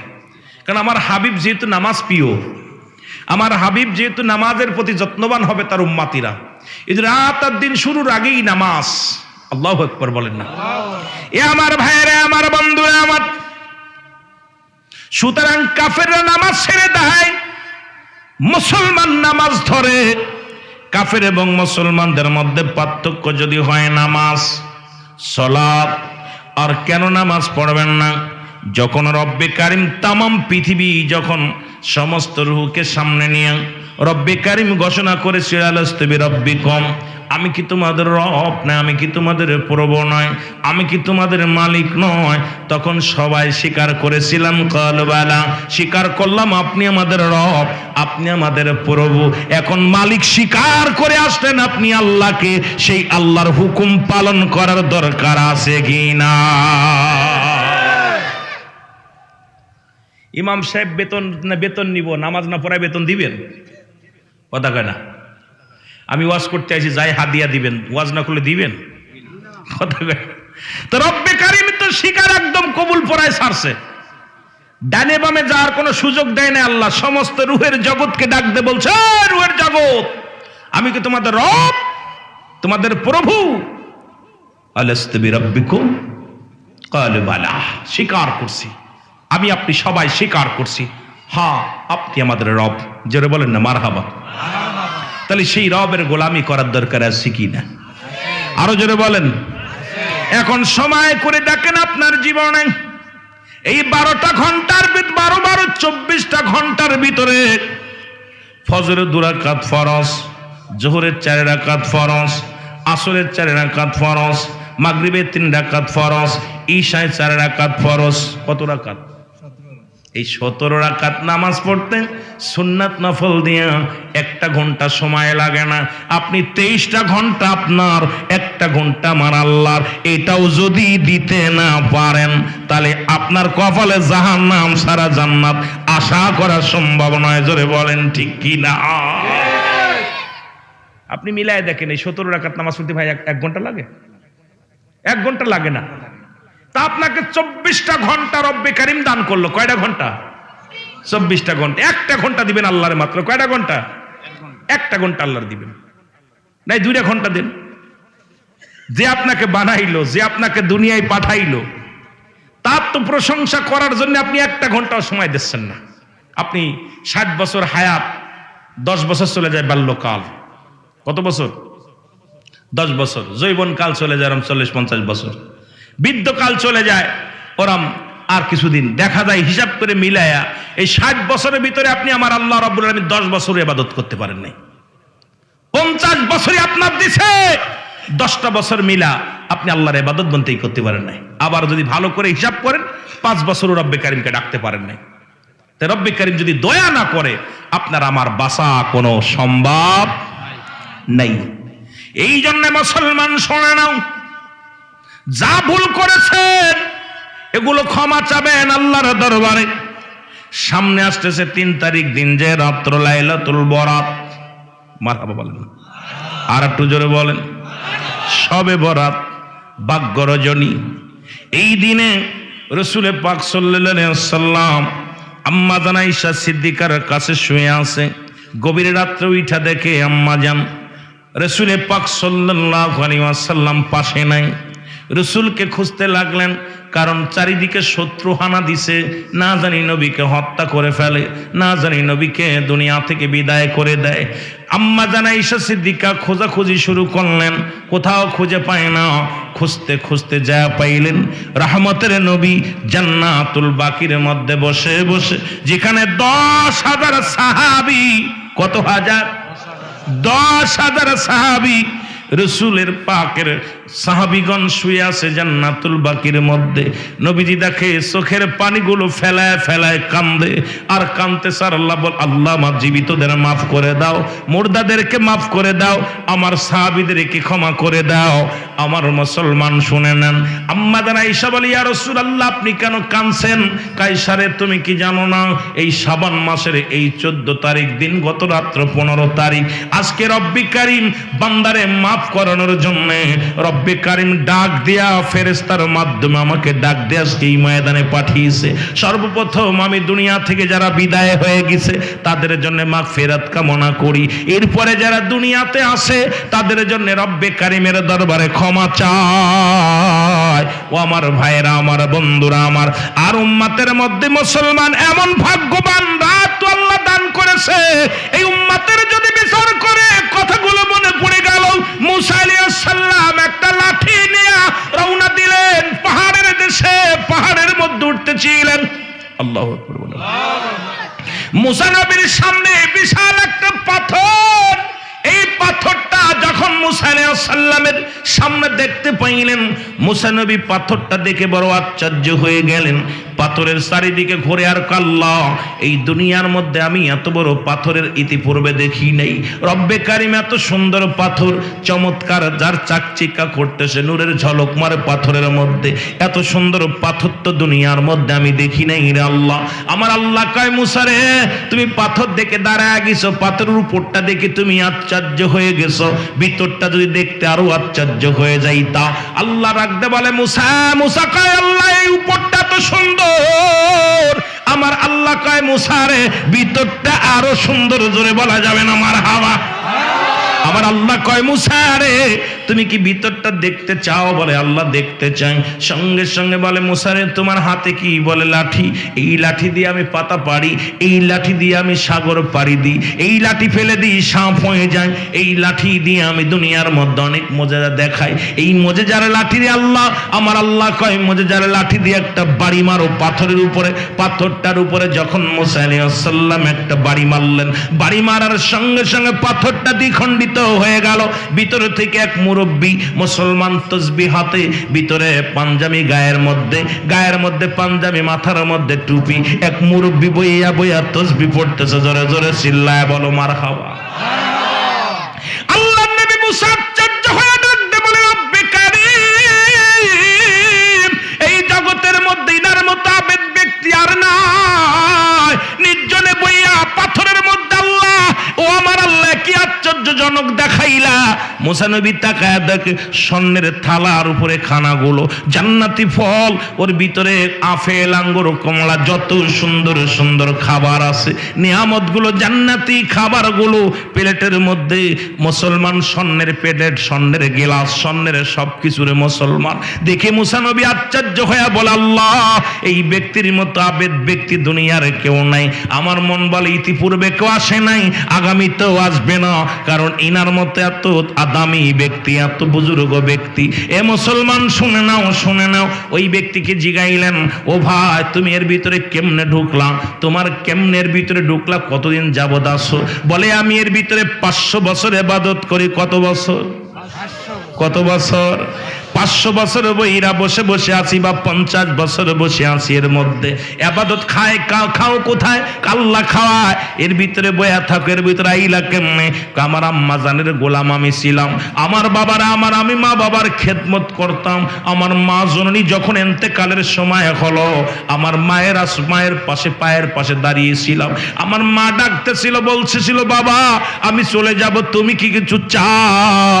তখন বলেছিল, মা গো, তুমি বিদায় নিয়ে যাবা, তোমার কাছে একটু দোয়া চাই, আমি যেন তোমার খেদমত করতে যা সঠিকভাবে ইবাদত বন্দেগী করতে পারি না।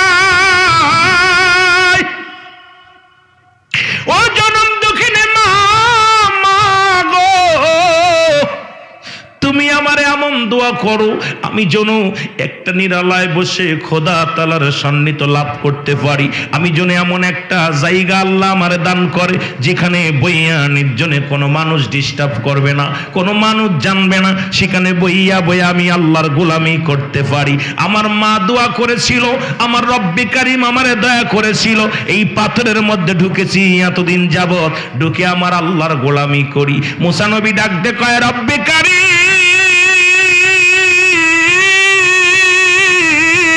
কি সৌভাগ্য এই ব্যক্তির, তোমার এত নিরালায় ডাকে রে। এনার মতো আবেদ ব্যক্তি, এনার মতো আমলদার ব্যক্তির জগতে কেউ হবে না, বুঝি হয় নাই। আমার আল্লাহ কয়, মুসারে ভুল বলল, শুনে নাও, শুনে নাও, শুনে নাও। এই পৃথিবীর মধ্যে আখির নবীর উম্মতের এত দাম, এই 50 বছর বা 500 বছর ধরে ইবাদত বন্দেগী করে। শুনে নাও রে মুসা নবী, এমন একজন নবী আমি প্রিয় নবীর বানাইলাম। সেই নবীর উম্মতিরা পৃথিবীর মধ্যে যদি একটা রজনী পেয়ে যায়, লাইলাতুল কদর, লাইলাতুল বরাত, লাইলাতুল মুবারাক, ও মুসলমান শুনে নাও, ওই ভাগ্য রজনীটা যদি একবার তার জীবনে জুটে যায়, এই রকম হাজার হাজার বছর ইবাদত করে ওই আবেদ ব্যক্তি যে ফায়দা লুটেছে, ওই আখির নবীর উম্মতিরা এমন একটা বরকতপূর্ণ রাত, এমন একটা বরকতপূর্ণ দিন যদি জীবনে একবার পাওয়া যায়, তার চাইতে হাজার হাজার গুণ বেশি তাদের ফায়দা হয়ে যাবে। জোরে জোরে চিল্লা বলা যাবে না মারহাবা। আমাদের কত দাম দেখছেন নি? কিসের তোর 50 বছর 100 বছর? রসুল মুসার আল্লাহ ওই নবীর উম্মাত হইলে ভালো হইতো। মুসা নবী আফসোস করছে, আল্লাহ আখির নবীর উম্মাত বানাইলে তো ভালো হইতো। এই নবীর উম্মাতের এত দাম, এই নবীর কত দাম। সেই আখির নবী রাহমাতাল লিল আলামিনের উম্মাত গুলো যদি এই পৃথিবীর মধ্যে একটা রাত পেয়ে যায়, লাইলাতুল কদর, লাইলাতুল বরাত, এই ভাগ্যবান যদি রজনী পেয়ে যায়, একটা রাত যদি কারোর কপালে জুইটা যায়। আমার দেশের অসংখ্য মৌলবীরা এখন এখান থেকে ফিরে আসছে, আমাদের দেখে আগেতে যাও আপনার ওই এতেকাফে বসত। এই যে রোজা তো শুধু আমাদের উপরে নাই, রোজা পূর্ববর্তী উম্মতের উপরও ফরজ ছিল, আমাদের উপর ফরজ হয়েছে। রোজা সমস্ত ইবাদত বন্দেগী আল্লাহ রাব্বুল আলামিন বাবারে অনেক আলোচনা, এখন কেমনে কোন দিকে যাব, অনেক বিষয় দরকার ছিল আলোচনা। তবে আমি যেহেতু টাচ দিই একটু খেয়াল করবেন, অনেক অনেক অনেক নেকি হলো রোজার। আল্লাহ পাক নিজ হাতে রোজার সব দিবে। জোরে বলেন না মারহাবা। আর একটু জোরে বলেন না। এই রোজার মাসে মোট 19-20টা আছে ফজিলত। আমার আলোচনাটা আছে ইউটিউবে দেখে নেবেন।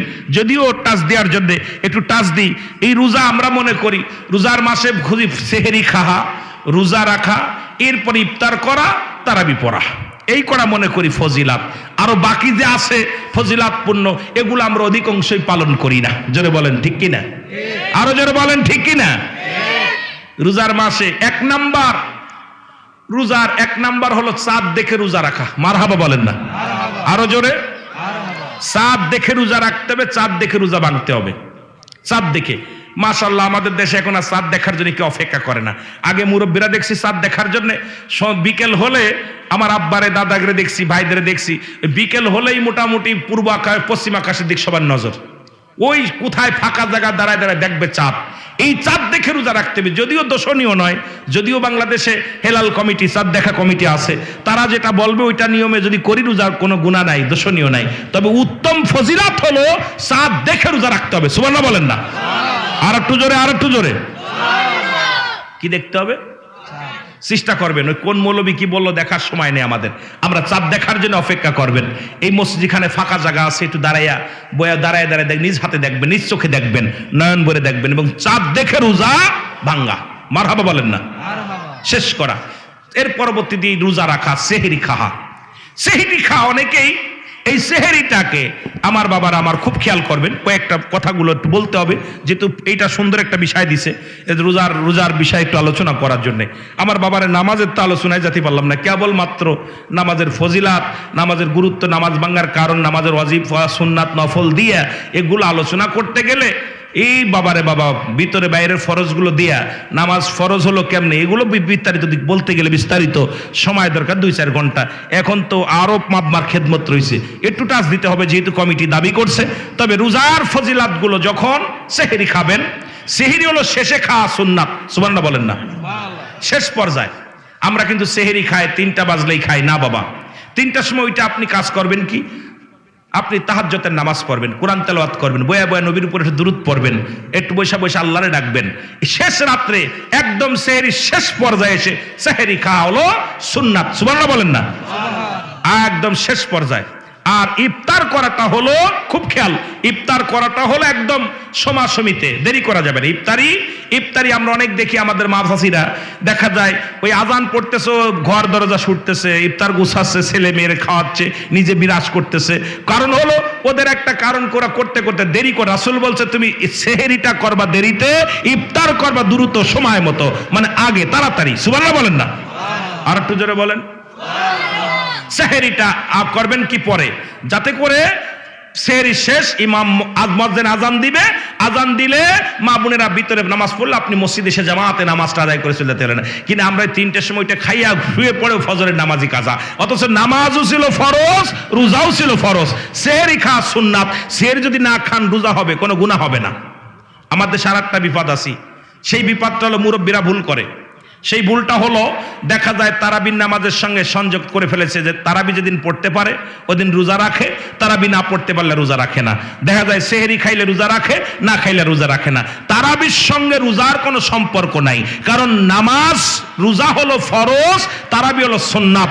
এই সুন্নাত যদি আপনি কোনো আদায় না করতে পারেন কোনো গুনাহ হবে না আমার বাবারা আমার। কিন্তু ওই রোজার সঙ্গে কিন্তু এটা উত্তম হলো তারাবি পড়তে হবে, এটা উত্তম। রাসূল পাক সাল্লাল্লাহু আলাইহি সাল্লাম সারা দিন রোজা রাখতেন আর রাত ভরে দাঁড়িয়ে দাঁড়িয়ে সালাত আদায় করতেন। জোরে বলেন না মারহাবা? আর একটু জোরে বলেন মারহাবা। আরো জোরে। এখন আমাদের তো অবস্থা, নামাজ দাঁড়াইলে মোটামুটি যে 20 রাকাত পড়লো 20 সেকেন্ডে শেষ, 20 সেকেন্ডে শেষ। অথচ হুজুরে পাক সাল্লাল্লাহু আলাইহি সাল্লাম নামাজ দাঁড়াইছে, এমন ভাবে নামাজ পড়ছে, সেই নামাজে ঘন্টার পর ঘন্টা কাটিয়ে দিয়ে কোরআন তেলাওয়াত একবারে 15 পারা পড়ছে, এক খতম হয়ে গেছে নামাজের ভিতরে। নামাজ তেলাওয়াত শুরু করছে, তেলাওয়াত করতে করতে আমার নবী সাহাবীরা, আমার বাবার একদিন রাসূল পাক সাল্লাল্লাহু আলাইহি সাল্লাম যখন মক্কা থেকে মদিনায় হিজরত করলেন, হিজরত করার পর রাসূল পাক সাল্লাল্লাহু আলাইহি ওয়াসাল্লাম একটা ঘরের ভিতরে বা একটা তাঁবুর মধ্যে আশ্রয় নিলেন। নেওয়ার পর এখানে শত্রুপক্ষ আনাজ, রসুল বললেন তোমরা দুইজন, একজন 12টা পর্যন্ত পাহারা দিবা, আর একজন 12টা থেকে শেষ রাত পর্যন্ত পাহারা দিবা। তো 12টার পরে যে আসলেন, উনি চিন্তা করলেন রাত শুধু শুধু জেগে লাভ কি, নামাজ দাঁড়াই। উনি নামাজে কিরাত পড়া শুরু করছে। নামাজ পড়তেছে, শত্রুরা আইসা হানা দিছে। রাসূল পাক সাল্লাল্লাহু আলাইহি সাল্লাম যে তাঁবুর মধ্যে আছে, শত্রুরা আয়া চিন্তা করছে ওটা গাছ দাঁড়ায় আছে নাকি তীর মারছে দূর থেকে। তীরটা যখন মারছে উরতের ভিতর দিয়ে ঢুইকায় পার হয়ে গেছে, একদম ভিতরে ঢুইকা গেছে। আর একটা তীর যখন মারছে তখন বুক বরাবর মারছে, তখন নামাজটা ছেড়ে দিছে। চিন্তা করছে যদি নামাজটা বুক বরাবর আসতেছে, এখন যদি নামাজ না ছেড়ে দিই তাহলে আমি মারা যাব, আর মারা গেলেই রাসূল পাক সাল্লাল্লাহু আলাইহি সাল্লামের উপর আক্রমণ করবে। এখন সকাল হয়ে গেল, রাসূলুল্লাহ তাবু থেকে বাইর হলো, উঠে দেখে সাহাবী কাঁদতেছে, ইয়া রাসূলুল্লাহ ইয়া হাবিবাল্লাহ। নবীজি বলতে, সাহাবী কেমনে হলো? বলে ইয়া রাসূলুল্লাহ তীর মারছে। দ্বিতীয়, আমি এমন, আমাকে মারলো কেমন করে?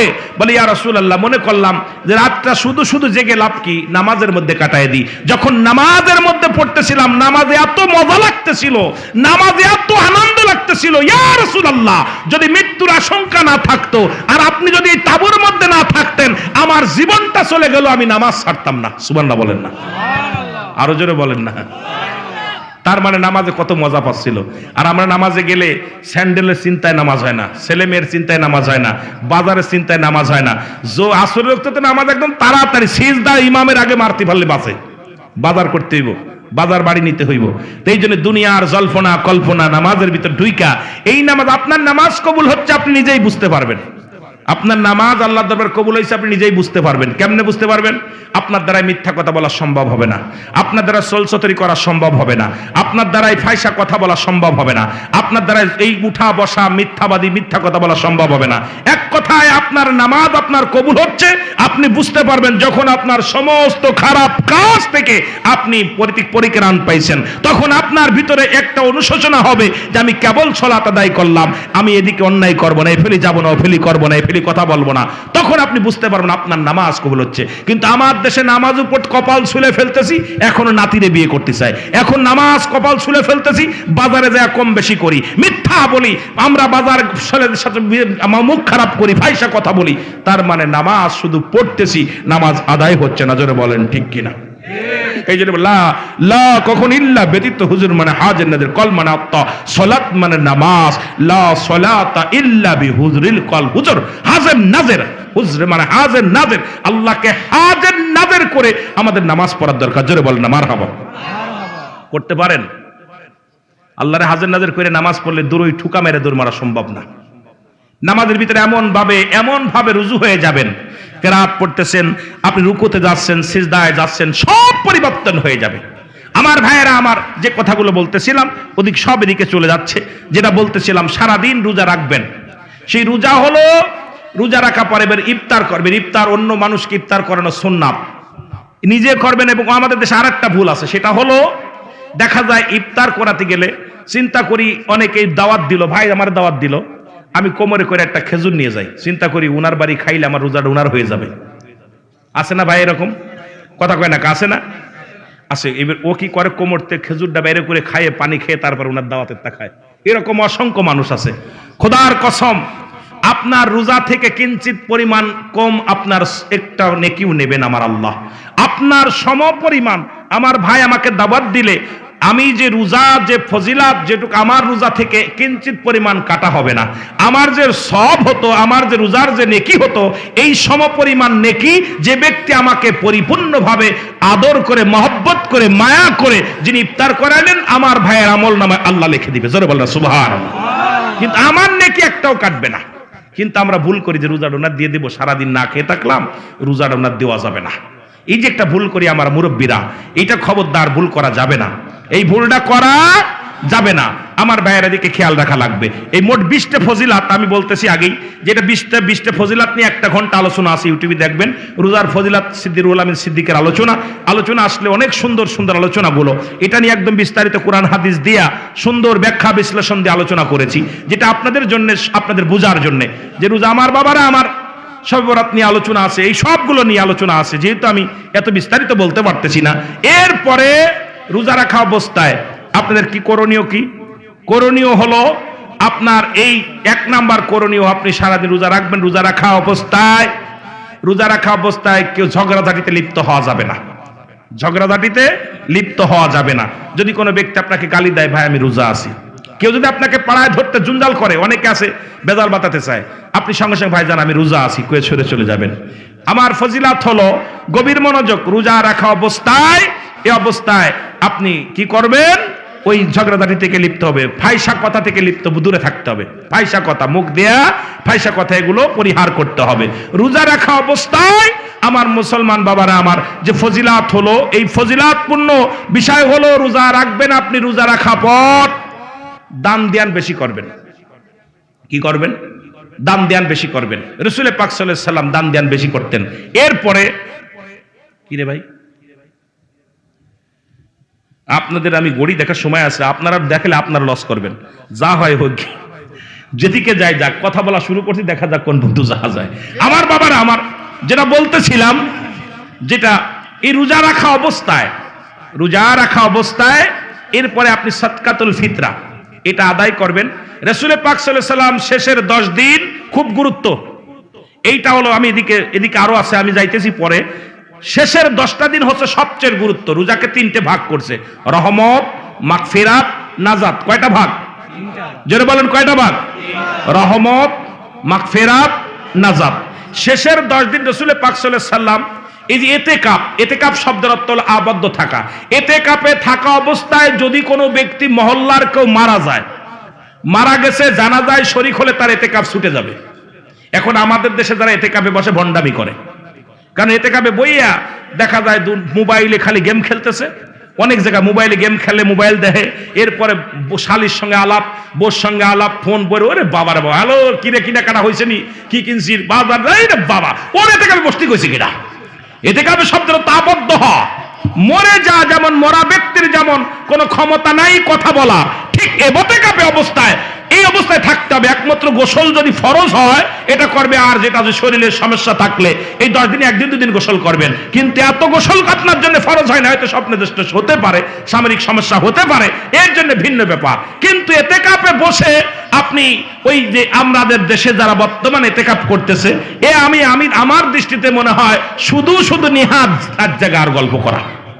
আপনি এতেকাপে বসে বেশি কোরআন তেলাওয়াত করেন, বসে বসে কোরআন তেলাওয়াত করেন, বসে বসে তাসবিহ টেপেন, কিছু পারেন না, সুবহানাল্লাহ, আলহামদুলিল্লাহ, আল্লাহু আকবার, আল্লাহু আকবার, আল্লাহুম্মা আজিরনি মিনান নার।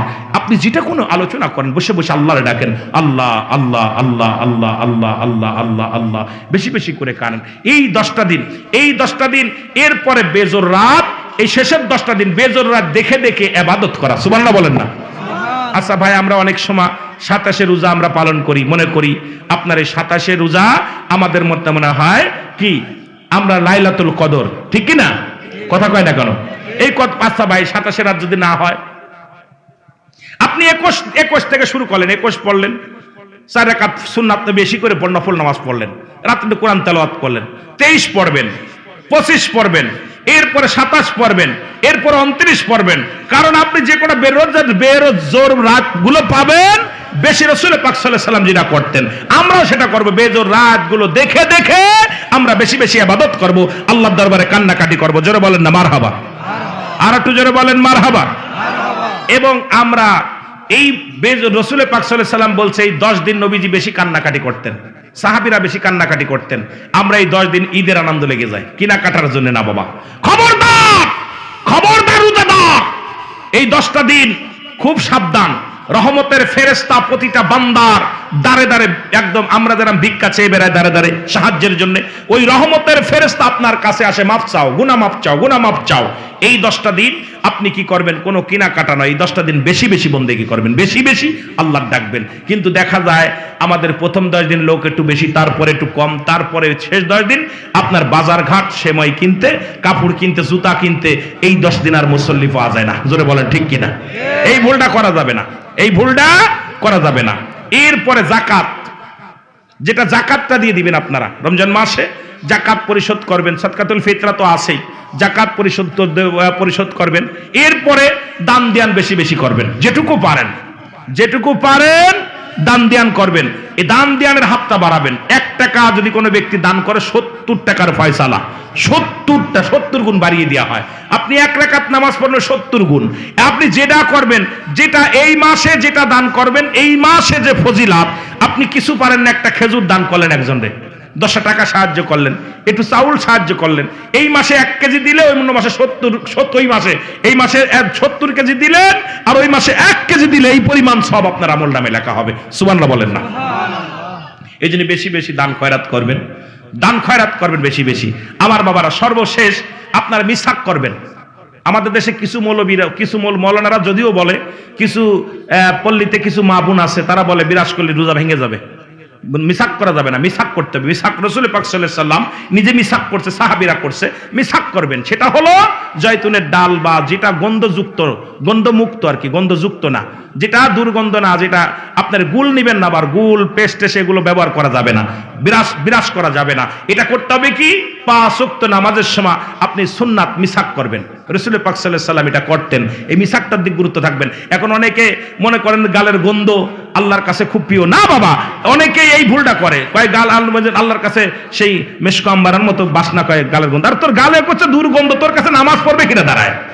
ওদের সময় নামাজ পড়ে পিছনে সামনের মুসল্লি নাক ধরে মরে, ওদের সুবহান রাব্বিল আলা ছাক করবেন। 5 ওয়াক্ত নামাজে বেশি বেশি করে, নামাজ বাদেও যদি পারেন মিসাকটা করে 2 ডলা দিবেন, হয়তো 2 ডলা দিয়ে কুলি করে থুয়ে দিবেন, ফেলে দিবেন। কথা বুঝেননি? এটা কিন্তু আপনারা করবেন, খেয়াল রাখবেন। এরপরে আপনারা এই যে সহবাসের বিষয়, এগুলো মাসলা, আরো বিষয় কঠিন কঠিন মাসালা আছে। ফজিলাত তো 20টা, আর নিষিদ্ধ আর করণীয়, এটা নিয়ে আলোচনা করতে গেলে আরো ঘন্টা। কথা বুঝিনি, তবু অল্প একটু টাচ দিয়ে যাই। স্ত্রীর সঙ্গে মিলামিশা করবেন, এটা কোনো দোষের কোনো কারণ নাই। তবে রোজা রাখা অবস্থায় সেহরি খাওয়ার পর, সেহরি খাওয়ার আগ পর্যন্ত, এই আপনি ইফতার করা পর, ইফতার শেষ করে ওই সেহরির শেষ পর্যন্ত সাদেক পর্যন্ত, নামাজের আগ পর্যন্ত আপনি যতক্ষণ সেহরি খাবেন, নামাজের আগ পর্যন্ত আপনি স্ত্রী সহবাস করতে পারেন, এটা কোনো গুনাহ নাই, এটা আপনি করতে পারেন।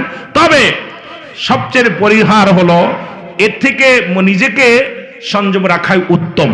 সবচেয়ে উত্তম হলো এটা, যদি স্ত্রীর হক আছে, যেটা স্ত্রীর হক আপনার আদায় করতে হবে। এমনও আছে নতুন বিবাহ করেছেন, স্ত্রীর যৌবন আছে, একজন স্ত্রীর চাহিদা, তারও হক আদায় করার প্রয়োজন আছে, এগুলো আদায় করবেন, তবে সীমা লঙ্ঘন করে না। এরপরে এইগুলো যখন আপনি করবেন, ফজর, অনেকে আছেন হয়তো নামাজের টাইম হয়ে যাচ্ছে, এটা আরেকটা বিপদ। অনেকেই ভুলটা করেন, দেখা যায় আজকে স্ত্রীর সঙ্গে মিলন হয়েছে, উঠতে দেরি হয়েছে, গোসল করার ভয়তে সেহরি খান নাই। ভাই, আপনি সেহরি খাবেন, সেহরি খাইলে আপনার ওই রোজার, আপনার ইসের গোসলের শর্ত না আপনার সেহরি খাওয়া, নামাজ হলো শর্ত আপনার সেহরি খাওয়ার ইসির জন্য, নামাজ হলো গোসলের শর্ত। কথা বুঝেনি? পবিত্রতা হতে হবে নামাজের আগ দিয়ে। এখন আপনি হয়তো অনেক সময় স্ত্রীর সঙ্গে সহবাসের পরে আপনি কি করলেন, নামাজের সেহরির টাইম হয়ে গেছে, সেহরি খাইলেন না, অলসতার কারণে শুয়ে রইলেন। এরপরে চিন্তা করলেন আজকে রোজা রাখা হলো না, আপনি ভুল করলেন, আপনি সেহরিটা খেয়ে নেবেন। আপনি পবিত্র হয়ে এই করবেন, হাত মুখ ধুয়ে সুন্দর করে কুলি টুলি করে ওযু করে উত্তম করে আগে সেহরিটা খেয়ে নেবেন। এরপরে নামাজের আগ দিয়ে আপনি তাড়াতাড়ি গোসল শেষ করে এরপরে আপনি কি করবেন, নামাজ দাঁড়াইবেন, নামাজটা পড়ে নেবেন। কিন্তু সেহরি খাওয়ার জন্য আপনার যে গোসল ফরজ, এইরকম অনেক ভুল করে আমাদের কাছে। যে আমরা যখন টিভিতে আলোচনা করি, অনেক এটা নিয়ে অনেকেই প্রশ্ন করেন, মাই টিভি, তার টিভিতে আমরা যখন আলোচনা করি, সত্য ইসলাম, তৈরি মুর্শিদ আমার, এরপরে সল জব, অনেকেই অনেক উদ্ভাট প্রশ্ন করেন। কিন্তু এগুলো আমাদের এখন যেহেতু রোজার বিষয়ে কথা বলছে, আমার প্রথমেই দরকার ছিল এর মানে করণীয় কি আর বর্জন কি, এইটার উপর আলোচনা দরকার ছিল, লেখা দরকার ছিল যে রোজার করণীয় কি আর বর্জন কি, এই দুইটা বিষয়ের উপরে, যে আমাদের করণীয় কি আর বর্জন করতে হবে কি, বাদ দিতে হবে কি, এই গুরুত্ব দিয়ে আলোচনা করতে হবে। তো আমার বাবারা, সে তো এইগুলো খেয়াল রাখবেন। আবার অনেকে মনে করেন রোজা রাখা পর দিনের বেলা ঘুমান, দিনের বেলা ঘুমানোর পর দেখা যায় হয়তো অনেক যুবক আপনার সমস্যা হইতে পারে, যেটা এত অনেক বাপ ছেলে আছেন এখানে, এবং আপনার যদিও ফিকা শাস্ত্রের কথা, যারা মুফতি মানুষ তারা এগুলো পড়তে হবে, আমাদের উলামা ইকরাম যারা আছেন বলতে হবে। তবে অনেকেই মূর্খ মানুষ যারা এই কথাগুলো বললে অনেকেই চিন্তা করে হুজুর একদম কেমনে কথা বললো। না বাবা, এটা হলো যখন আপনি রাত দিনে ঘুমান, যে কোনো শয়তানের আশ্বাসায় পড়ে আপনার যে কোনো সমস্যা হতে পারে, এর কারণে অনেক সময় রোজা ভেঙে যায়। না বাবা, রোজা ভাঙ্গে না। এটা যদি আপনি, তবে না রোজা রেখে না ঘুমানো উত্তম, না ঘুমানো উত্তম। যদি কোনো ব্যক্তি ক্লান্ত দেহর মধ্যে ঘুমায় পড়েন, এই অবস্থায় যদি নাইট প্রেশার হয় বা কোনো কিছু হয়, এতে রোজা ভাঙবে না, এহার দ্বারা রোজা হালকা হয়ে যাবে। ঘুমানোর কারণে রোজা হালকা হয়ে যাবে। আপনি বেশি বেশি তওবা করে নেবেন, আস্তাগফিরুল্লাহ রাব্বি মিন কুল্লি জামবি ওয়া আতুবু ইলাইহি, তওবা করে নেবেন, বেশি বেশি তওবা করে ইস্তিগফার করে নেবেন। তবে রোজা থেকে না ঘুমানো উত্তম। সুবহানাল্লাহ বলেন না? আরো জোরে বলেন, আরো জোরে বলেন। আর এই রমজান মাসে আবার অনেকে বলে, এইটা আবার বেশিরভাগ আমাদের বড় লোকরা বলে, যে মাসে যত খাবি কোনো হিসাব হবে না, খা যত পারিস খা। কথা বলছিনি? খা, জম্বের খা খা। ইনসাফ আছে, ইনসাফ আছে। প্রতিটা জিনিসের তিনটা ভাগ করছে আল্লাহ পেটকে, এক ভাগ খালি, এক ভাগ পানি, এক ভাগ খানা। খুব খেয়াল, এক ভাগ তিনটা মানুষ। আপনি তো পশু না যে উদার ভরে খাইলেন, যত কম খেতে পারবেন, যত কম খেতে পারেন। তিনটা ভাগ করছে পেটকে, একটা ভাগ খালি, একটা ভাগ পানি, একটা ভাগ হলো খাবার। আপনি সবসময় জন্য একটা ভাগ খালি রেখে দিবেন, খালি রাখবেন একটা জায়গা। সেই জায়গাটা আপনি, আমার দেখা যায় ভালো মন্দ হইলে খুব খাইলাম, দাওয়াত পাইলাম আর খাইলাম, খাইয়ে গলা পন্ত দেখছো, রোজা কিন্তু 12টা বেজে যাবে। খুব খেয়াল, এদিকটা এমনি দিন তো বাদ আছে, কিন্তু রোজার কিন্তু 12টা বাজবে। কথা বোঝেননি? এই জন্য আপনারা খাওয়া দাওয়ায় খুব হিসাব, খুব হিসাব, খুব হিসাব থাকবেন। আর এই যে রোজার মাস আসলে তো আমাদের সব গ্যাস বাড়ে, গ্যাস্ট্রিক। আমার বাবারা খুব খেয়াল থাকবেন। রোজার রোগের বিষয় হলো ভিন্ন। রোগ অবস্থায় আপনি দেখবেন খানার নিয়ন্ত্রণ করছেন, আপনার রোজার ভিতরে রোগ আপনাকে আল্লাহ নিয়ন্ত্রণ করে রাখবে। আপনি খেয়া বিশ্বাস করেন না, আপনি একটু বেশি রোজা রাখতে পারেন না, একটু সামান্য একটু খাইবেন, খাওয়া পরে একটু পানি বেশি খাবেন, পানিটা খেয়ে দোয়া পড়ে রোজা রাখা। যেমন এরপরে নিয়ত করা, নিয়ত করার একটা গুরুত্ব, সেটা হলো নিয়ত। তো আমরা অনেকেই নিয়তটা যেটা আমরা সবাই এই নিয়ত আরবিতে করি, বাংলায় করি। একটা রোজা সেটা হলো আপনি যখনই নিয়তটা হলো ফরজ, রোজার নিয়ত করা ফরজ। নিয়ত করা কি ফরজ? এটা আপনি তো নিয়ত করছেন, খাওয়ার সময় তো নিয়ত করতেছেন যে আল্লাহ তোমার ভয়ে আমি রোজা রাখলাম, খাইলাম। এর নয় তো না সুম্মা গাদাম মিন শাহরি রমাদানাল মুবারাক। এই যে আরবিতে অনেকে পারে না, জোরে বলেন, পারেন নাকি? কথা কয় না কেন? তারপরে আপনার ইফতারের দোয়া, আল্লাহুম্মা আসসামতু লাকা ওয়া তাওয়াক্কালতু আলা রিজকিকা, যে একজন অনেকেই পারি না, তোরে বলেন ঠিক কি না? কথা বলেন না কেন? এখন আপনি কি করবেন? আপনার করণীয় হলো, আমি ওদিক বিস্তারিত কইতে গেলে সময় লাগবে বাবা, এই জন্য যত তাড়াতাড়ি যেতে পারি। তো বিশেষ করে বাংলা, আল্লাহ তোমার হস্তে তোমার সন্তুষ্টের জন্য রোজা রাখছিলাম, তোমার সন্তুষ্টের জন্য বাংলাম আলহামদুলিল্লাহ। রোজা রাখতেছে আল্লাহ তোমার সন্তুষ্টের জন্য, সেহরি খাইলাম, তুমি আল্লাহ কবুল করো, মারহাবা বলেন না? যথেষ্ট, এটা করলেই ফরজ আদায় হয়ে যাবে। আল্লাহ আমাদের বুঝার তৌফিক দান করুক, সকলে বলুন আমিন। আর একটু জোরে বলেন আমিন। একটু আব্বা মার দিকে যাইতে হবে। ওরে আমি যদি যাই গো মারা, আমি যদি বিদেশের মাটিতে, লাশটায় আমার পৌঁছাই দিও মায়েরই কোলেতে। ওরে লাশটায় আমার, যেহেতু প্রবাসীদের উদ্যোগে মাহফিল, ওনাদের গজলটা শুনে আসি, জোরে বলেন। ওরে আমি যদি যাই গো মারা, আমি যদি বিদেশের মাটিতে, লাশটায় আমার পৌঁছাই দিও মায়েরই কোলেতে। ওরে লাশটায় আমার পৌঁছাই দিও, জন্মের পরে যে কোলেতে রাখছে আমার মা,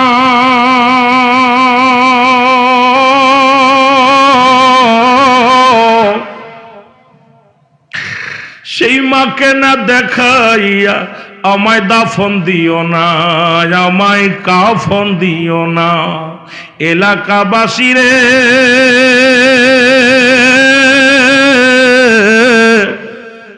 ও হাসিমপুরবাসী ভাই বোনেদের বলি সকলকে, ওই আমার মহল্লাবাসী রে,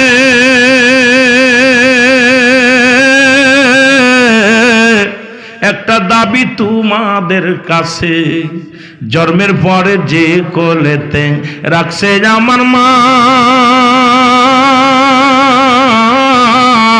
সেই মারে না দেখাইয়া আমায় দাফন দিও না, আমায় দাফন দিও না। আমার মায়ের মুক্তি দেখলে পারে, আমার মায়ের মুক্তি দেখলে পারে শান্তি পাবো কবরে। লাশটায় আমার পৌঁছাই দিও মায়েরই কোলেতে, বলো লাশটায় আমার পৌঁছাই দিও। ওরে আমি যদি যাই গো মারা, আমি যদি বিদেশের মাটিতে, লাশটায় আমার পৌঁছাই দিও মায়েরই কোলেতে। বলো লাশটায় আমার, এই জগতে মায়ের মতো নাই কেউ আপন।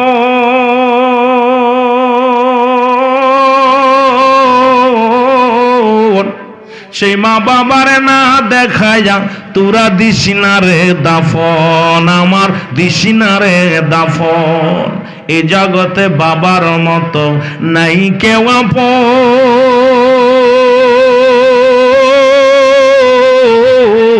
সেই মা বাবার না দেখায়া দিস না রে দাফন, আমার দিস না রে দাফন। আমার মায়ের মুক্তি দেখলে পারে, আমার মায়ের মুক্তি দেখলে পারে শান্তি পাবো কবরে। লাশটায় আমার পৌঁছাই দিও মায়েরই কোলেতে। রে লাশটায় আমার, ওরে আমি যদি যাই গো মারা, আমি যদি বিদেশের মাটিতে, লাশটায় আমার পৌঁছাই দিও মায়েরই কোলেতে। রে লাশটায় আমার পৌঁছাই দিও। খালা বলো ফুফু বলো মায়ের মতন,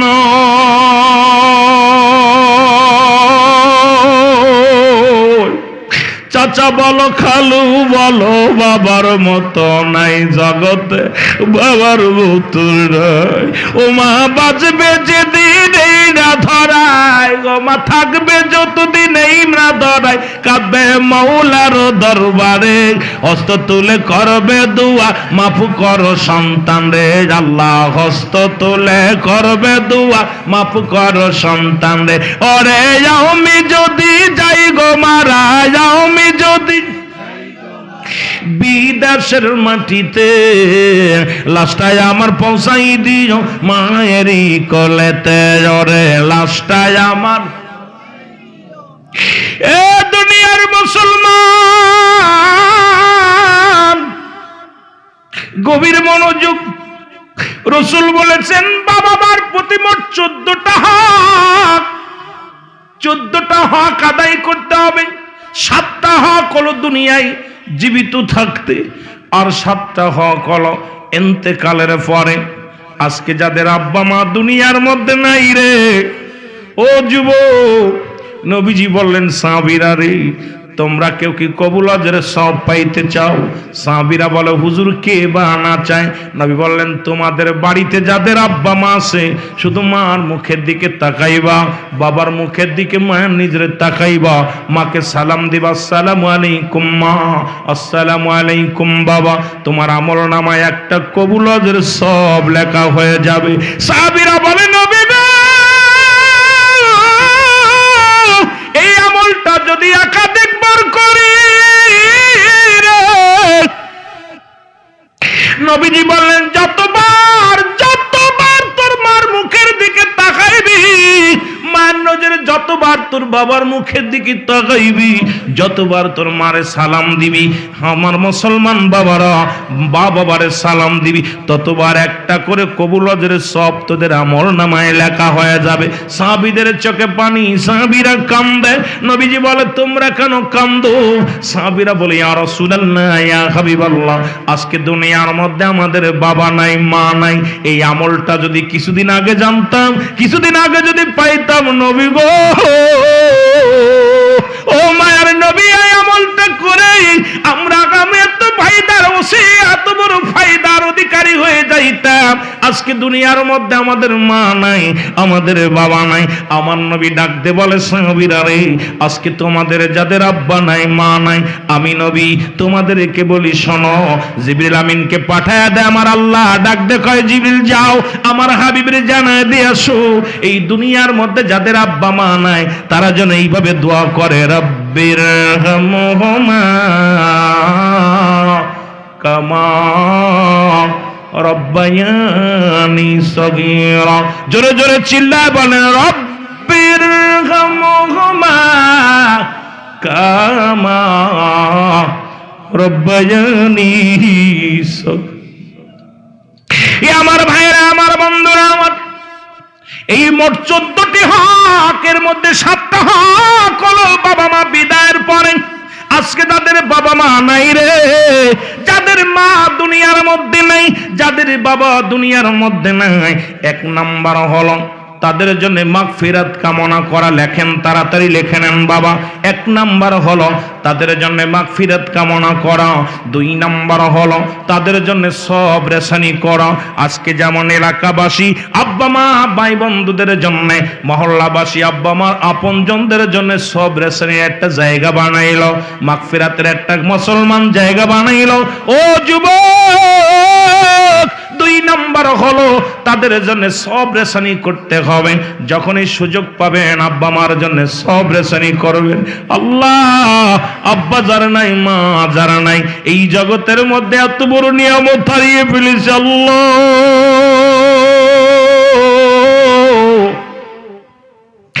তুমি আমার ভাইদের আব্বা মার কবরে আযাবগুলো মাফ করে দাও।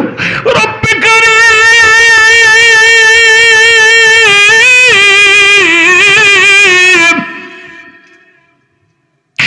আল্লাহ আল্লাহ, তাদেরকে তুমি ক্ষমা করে দাও। এই মহল্লা থেকে যারা বিদায় হয়ে গেছে তাদেরকে তুমি মাফ করে দাও। 3 নাম্বার হলো মুসলমান, শুনে নাও, 3 নাম্বার হলো, 2 নাম্বার হলো মুসলমান, 2 নাম্বার 1 নাম্বার হলো, 1 নাম্বার বললাম মাগফিরাত কামনা করা, 2 নাম্বার তাদের জন্য সবর রেসানি করা, 3 নাম্বার হলো এই পৃথিবীর মধ্যে তাদের ঋণগুলো পরিশোধ করা। এই দুনিয়ার মধ্যে আব্বা মা যে ঋণ রেখে গেছে, অনেকে দেখা যায় আব্বা মা 10 লাখ 2 লাখ টাকা ঋণ নিছে, এইটা পরিশোধ করেন না। খোদার কসম, আপনার আব্বা মা কবরে শান্তি পাবে না রে। আজকে হয়তো মানুষের সামনে ক্ষমা করে দিল, আল্লাহ কসম করে বলি, সে যদি ক্ষমা না করে আপনি তার জন্য কেন মাফ চাবেন? আত্মীয় স্বজন যারা আছে তাদের কাছে খবর নেবেন, যাদের সঙ্গে চলতে আব্বা মা তাদের কাছে খবর নেবেন। যদি ঋণ থাকে আপনি গোপনে গোপনে তাদের ঋণ শোধ করবেন, তাদের কাছে মাফ চেয়ে নিবেন গোপনে। আজকে লাশকে সামনে রেখে বলেন আমার আব্বা যদি না দায়িত্ব থাকে মাফ করে দিবেন। সবাই তো আর মাফ করে না রে বাবা। আপনার আব্বারে দায়ী বানায়া কবরে শুয়ে দিলেন, আব্বা মা দিনা হইয়া কবরে শুইল, জীবনেও শান্তি পাবে না কবরে।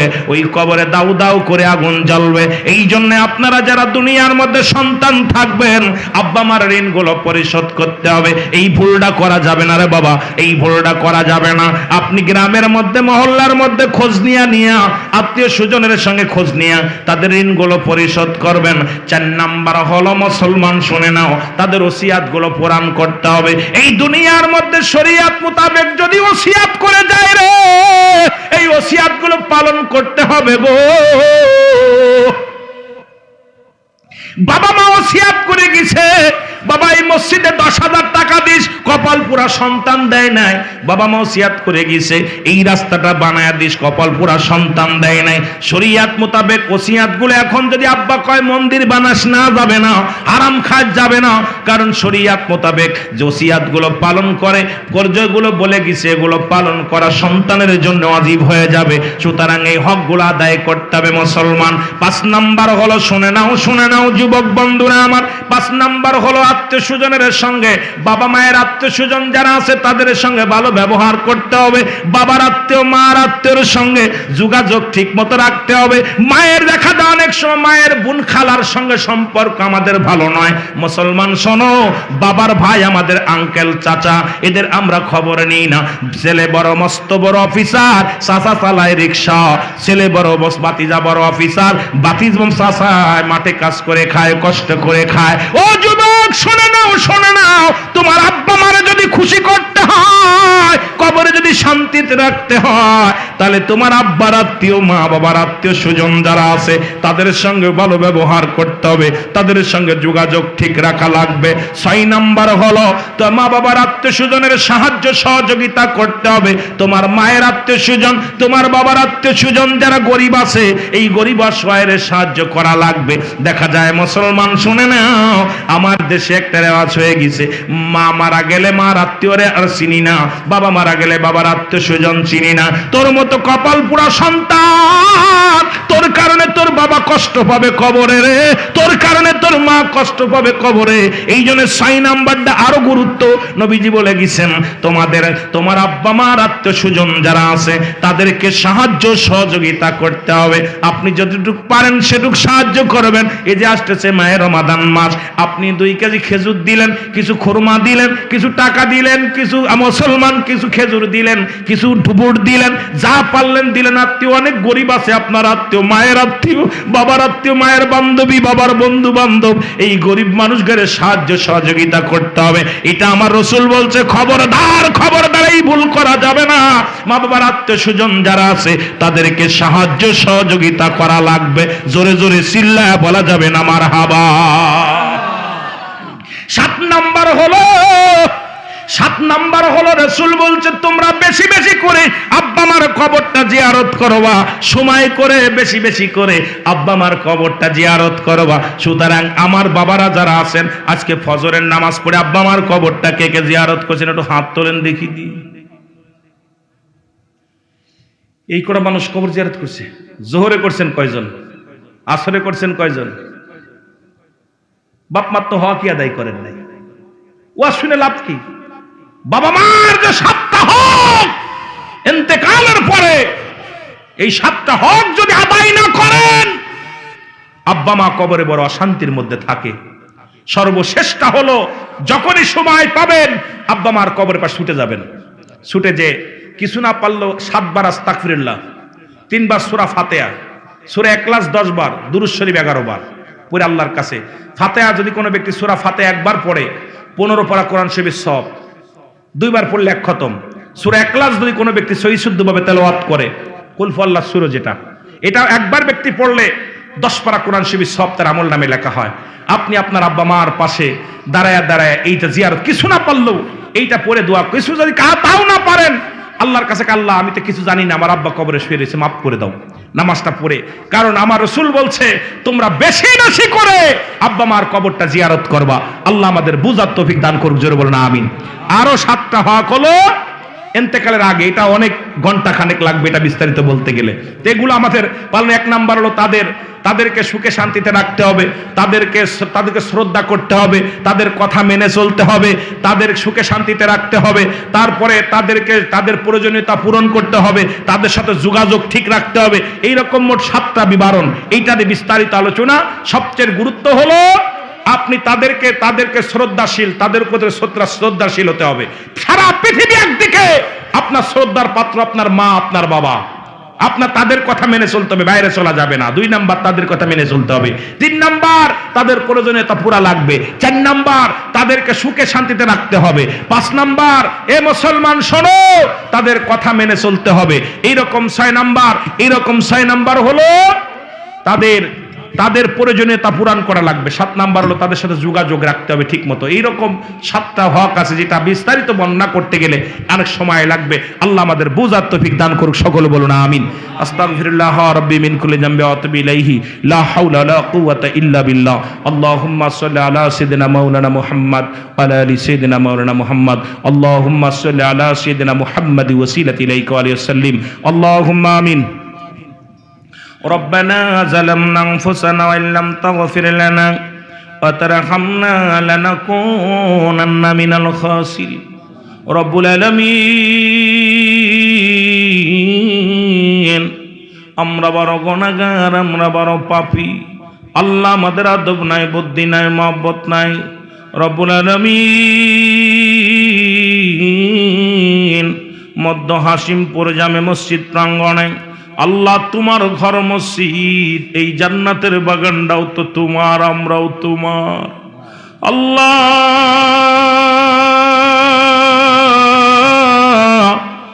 আজকের এই মাহফিলের ভুল ত্রুটি মাফ করো, মাফ করিয়া কবুল করো, কবুল করিয়া ইয়ার হাদিয়াটুকু সোনার মদিনায় পৌঁছায় দাও রব্বুল আলামিন।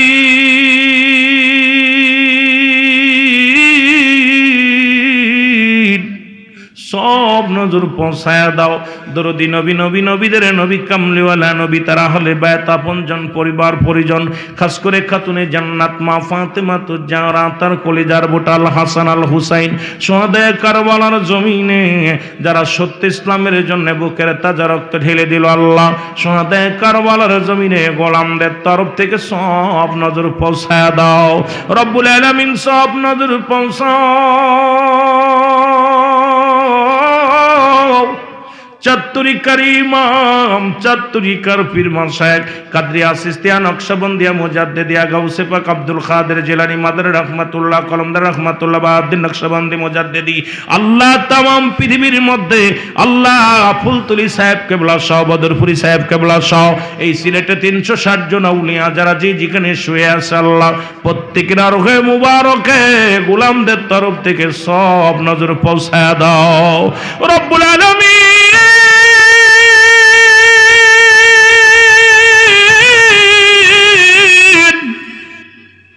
সব নজর পৌঁছাও।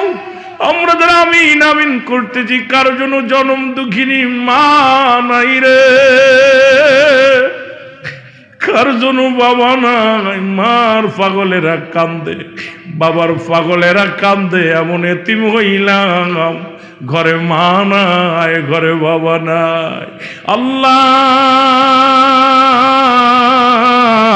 মন মন মাটি বুকের পরে নিয়ে মা বাবা শুয়ে আছে আল্লাহ, এই মধ্য হাসিমপুরের জমিন থেকে তোমার দরবারে কান্দি, আমাদের আব্বা মার কবরখানা তুমি জান্নাতের বাগান বানিয়ে দাও আল্লাহ। দাদা দাদি নানা নানি শ্বশুর শাশুড়ি আপনজন গোষ্ঠীর গোষ্ঠী আত্মীয় স্বজন পরিবার পরিজন যেখানে শুয়ে আছে আল্লাহ প্রত্যেকের কবরখানা জান্নাতের বাগান বানিয়ে দাও রব্বুল আলামিন। এই মধ্য হাসিমপুরের জমিনে কবরবাসী যারা শুয়ে আছে তাদের তো রাতও শেষ হয় না, তাদের দিনও কাটে না। আজকে সেই তাদের আপনজনেরা কারুর নাতি কারুর সন্তান কারুর বাতিজা কারুর প্রতিবেশী আল্লাহ আজকের এই ময়দানে বসে কান্দে মসজিদের ইমাম সাহেব আল্লাহ, উলামা একরাম মসজিদের মাবুদ গো সভাপতি সহ আল্লাহ মুসল্লি ইকরাম তোমার দরবারে কান্দি আল্লাহ গো সবাইর তুমি মাফ করে দাও, কবরবাসীকে মাফ করে দাও, যাদের ছেলে মেয়ে লেখাপড়া করে যেন শক্তি বাড়ায় দাও, যাদের ছেলে মেয়ে আল্লাহ দয়া করে বিবাহ উপযুক্ত হয়ে গেছে সুপাত্র এবং পাত্রের ব্যবস্থা করে দাও আল্লাহ। প্রবাসী কল্যাণের আল্লাহ অনেক প্রবাসী ভাইয়ের আছে তাদের হায়াতের মধ্যে বরকত দান করে দাও। আমাদের ছেলে মেয়ে যারা বিদেশের মাটি তাদের সহি সালামতের হায়াত বাড়িয়ে দাও, 5 ওয়াক্ত নামাজি বানায়া দাও। এই মাহফিলের জন্য যারা কষ্ট করলো এই কমিটিকে তুমি কবুল করে নাও রব্বুল আলামিন।